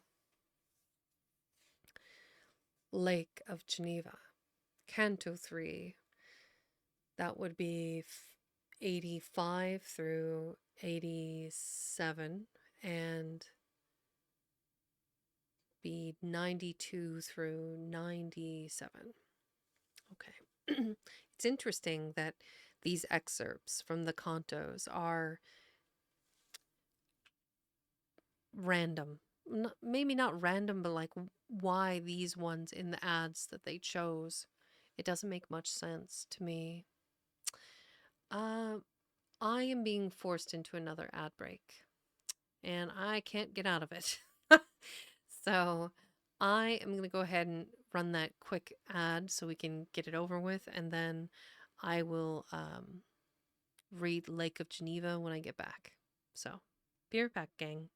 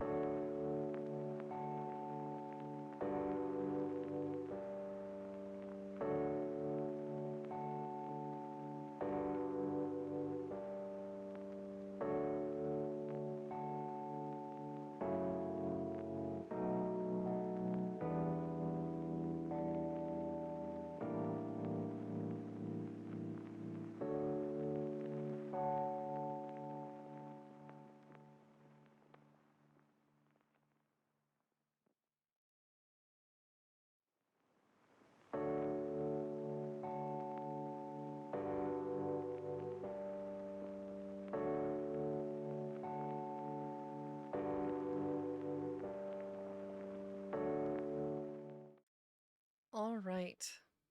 Let's return here to Geneva. Oh good, I have broken free. No longer constrained by the ads of Bezos, I will seek vengeance. For the great librarian. Okay. Seek vengeance for the great librarian. I will eventually muck around with voice mod for that voice. I haven't decided which one I like the most. Um, I don't know. There's so many options through voice mod. Another creator that I really admire, Moonbitch, amazing artist, variety streamer, really funny, lovely person.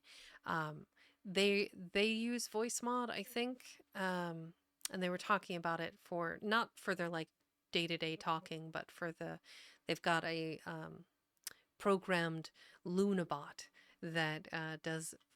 She has her own like unique voice for the bot, which I think is really cute. So, regardless. Let's get into the brink and let's finish out the chapter. Okay, let's see here. Lake of Geneva, Canto 3 of 85 through 87 and 92 through 97. Clear, placid Lehman, yeah, clear, placid Lehman, thy contrasted lake. With the wild world I dwelt in is a thing which warms me, which warns me with its stillness to forsake earth's troubled waters for a purer spring. This quiet sail is a noiseless wing to waft me from distraction. Once I loved torn ocean's roar, but thy softest but thy soft murmuring sounds sweet as if a sister's voice reproved that I with stern delights should ever have been so moved. It is the hush of night, and all between thy margin and the mountain's dusk yet clear, mellowed and mingling, yet distinctly seen, save darkened Jura, whose capped heights appear precipitously steep and drawing near. There breathes a living fragrance from the shore of flowers yet fresh with childhood on the ear. Drops the light drip of the suspended oar, or chirps the grasshopper one good night carol more. He is an evening reveler, who makes his life an infancy and sings his fill. At intervals some bird from out the breaks starts into a voice a moment, then is still. There seems a floating whisper on the hill, but that is fancy, for the starlight dews all silent their tears of love instil, weeping themselves away till they infuse deep into nature's breast the spirit of her hues. The sky is changed, and such a change, O night! In storm and darkness ye are wondrous strong, yet lovely in your strength as is the light of a dark eye in woman, far along. From peak to peak the rattling crags among leaps the live thunder, not from one lone cloud, but every mountain now hath found a tongue, and Jura answers, through her misty shroud, back to the joyous Alps who call to her aloud. And this is in the night, most glorious night. Thou wert not sent for slumber. Let me be a sharer in thy fierce and far delight, a portion of the tempest and of thee. How the lit lake shines, a phosphoric sea. The big rain comes dancing to the earth. And now again 'tis black, and now the glee of the loud hills shakes with its mountain mirth, as if they did rejoice over a young earthquake's birth. Now, where the swift Rhone cleaves his way between heights which appear as lovers who have parted, in hate whose mining depths so intervene, that they can meet no more, though broken-hearted. Though in their souls, which thus each other thwarted, love was the very root of the fond rage, which blighted their life's bloom, and then departed, itself expired, but leaving them an age of years all winters, war within themselves to wage. Now, where the quick Rhone thus hath cleft his way, the mightiest of the storms hath taken his stand, for here not one but many make their play, and fling their thunderbolts from hand to hand, flashing and cast around of all the band. The brightest through these parted hills hath forked his lightnings, as if he did understand that in such gaps as desolation worked, there the hot shaft should blast whatever therein lurked. Sky, mountains, river, winds, lake, lightnings, ye, with night and clouds and thunder and a soul, to make these felt and feeling well may be, things that have made me watchful the far roll of your departing voices in the knoll, of what in me is sleepless if I rest. But where of ye, O tempest, is the goal? Are ye like those within the human breast? Or do ye find at length, like eagles, some high nest? Could I embody and unbosom now that which is most within me, could I wreak my thoughts upon expression, and thus throw soul, heart, mind, passions, feelings, strong or weak, all that I would have sought in all I seek? Bear, know, feel, and yet breathe into one word, and that one word were lightning I would speak. But as it is, I live and die unheard, with a most voiceless thought, sheathing it as a sword.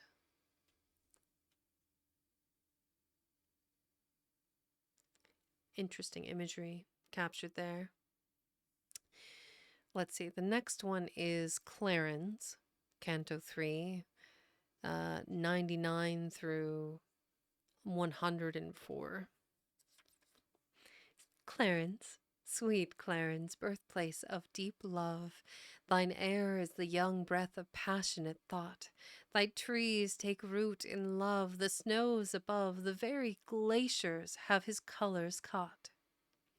And sunset into rose hues sees them wrought by rays which sleep there lovingly, the rocks. The permanent crags tell here of love, who sought in them a refuge from the worldly shocks, which stir and sting the soul with hope that woos then mocks. Clarens, by heavenly feet thy path are tread, undying loves who here ascend a throne, to which the steps are mountains, where the God is pervading life and light so shone. Welcome in, Predominant.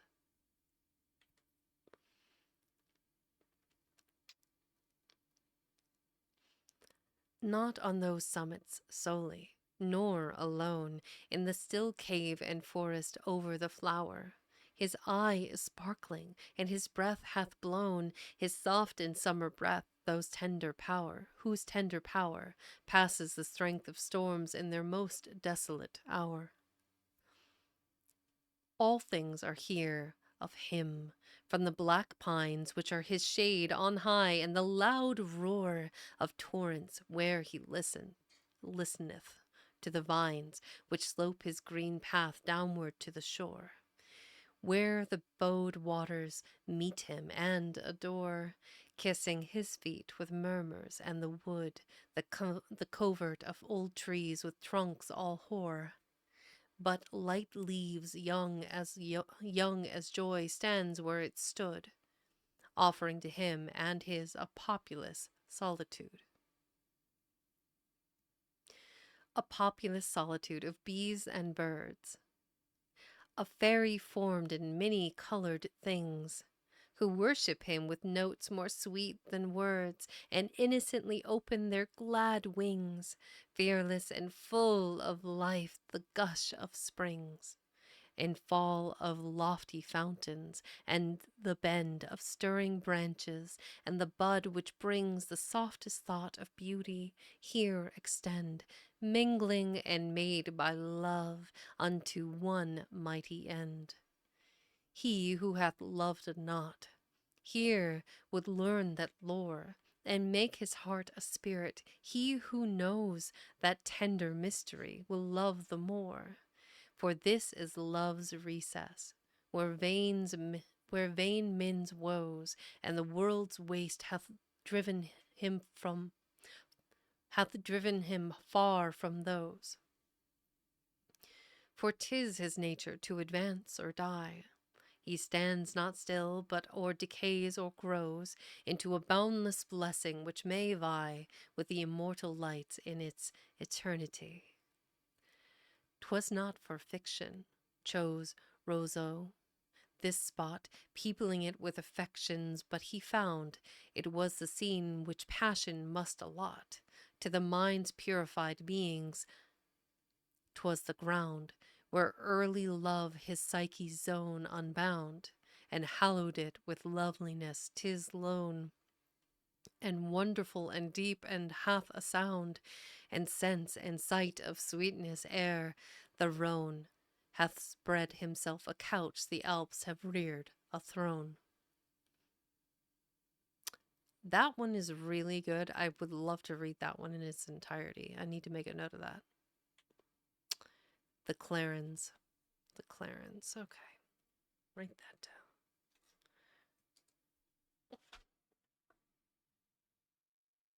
Clarens. Go track that one down. Gibbon and Voltaire. Canto 3, 105 through 108. Lausanne and Ferney, ye have been the abodes of names which unto you bequeathed a name, mortals who sought and found by dangerous roads a path to perpetuity of fame. They were gigantic minds, and their steep aim was Titan-like on daring doubts to pile, thoughts which should call down thunder and the flame of heaven again assailed, if heaven the while on man and man's research could deign do more than smile. The one was fire and fickleness, a child, most mutable in wishes, but in mind a wit as various, gay, grave, sage, or wild. Historian, bard, philosopher combined, he multiplied himself among mankind, the Proteus of their talents, but his own breathed most in ridicule. On the wind blew where it listed, laying all things prone. Now to overthrow a fool, and now to shake a throne. The other, deep and slow, exhausting thought, and hiving wisdom with each studious year. In meditation dwelt, with learning wrought, and shaped his weapon with an edge severe, sapping a solemn creed with solemn sneer. The lord of irony, that master spell, which stung his foes to wrath which grew from fear, and doomed him to the zealot's ready hell, which answers to all doubt so eloquently well. Yet, peace be with their ashes, for by them, if merited, the penalty is paid. It is not ours to judge, far less condemn. The hour must come when such things shall be made known unto all, or hope and dread allayed by slumber on one pillow in the dust, which thus must we are sure must lie decayed, and when it shall revive, as is our trust, 'twill be to be forgiven or suffer what is just. I have not loved the world. That is a phrase. Okay. We're about I think we're just about done here. Yeah, I'm going to read this last I have not loved the world part up to Venice. Venice will be next Friday, or this Friday, I should say. I have not loved the world, Canto 3. That would be 113 through 114.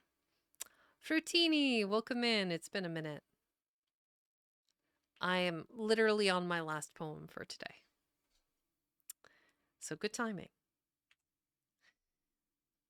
I have not loved the world, nor the world me.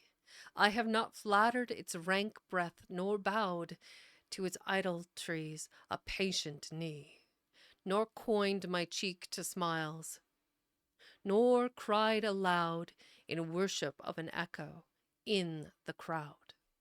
They could not deem me one of such. I stood among them, but not of them, in a shroud of thoughts which were not their thoughts, and still could, had I not filed my mind, which thus itself subdued. I have not loved the world, nor the world me. But let us part fair foes, I do believe. Though I have found them not, that there may be words which are things, hope which will not deceive, and virtues which are merciful nor weave. Snares for the failing I would also deem, over others' griefs that some sincerely grieve. That two, or one, are almost what they seem. That goodness is no name, and happiness no dream. A little bit dark and introspective, but I like that one. And thus begat the end of today's stream. Oop, not that. Da-da-da.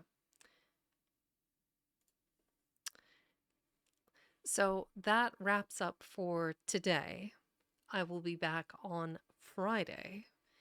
And let's find someone to go say hello to. You wonderful individuals stuck around through my mini coughs and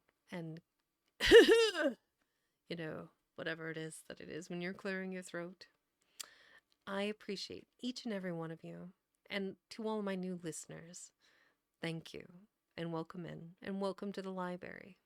So let's find a friend to go visit. Now, Goblin Gary is still making music, I believe.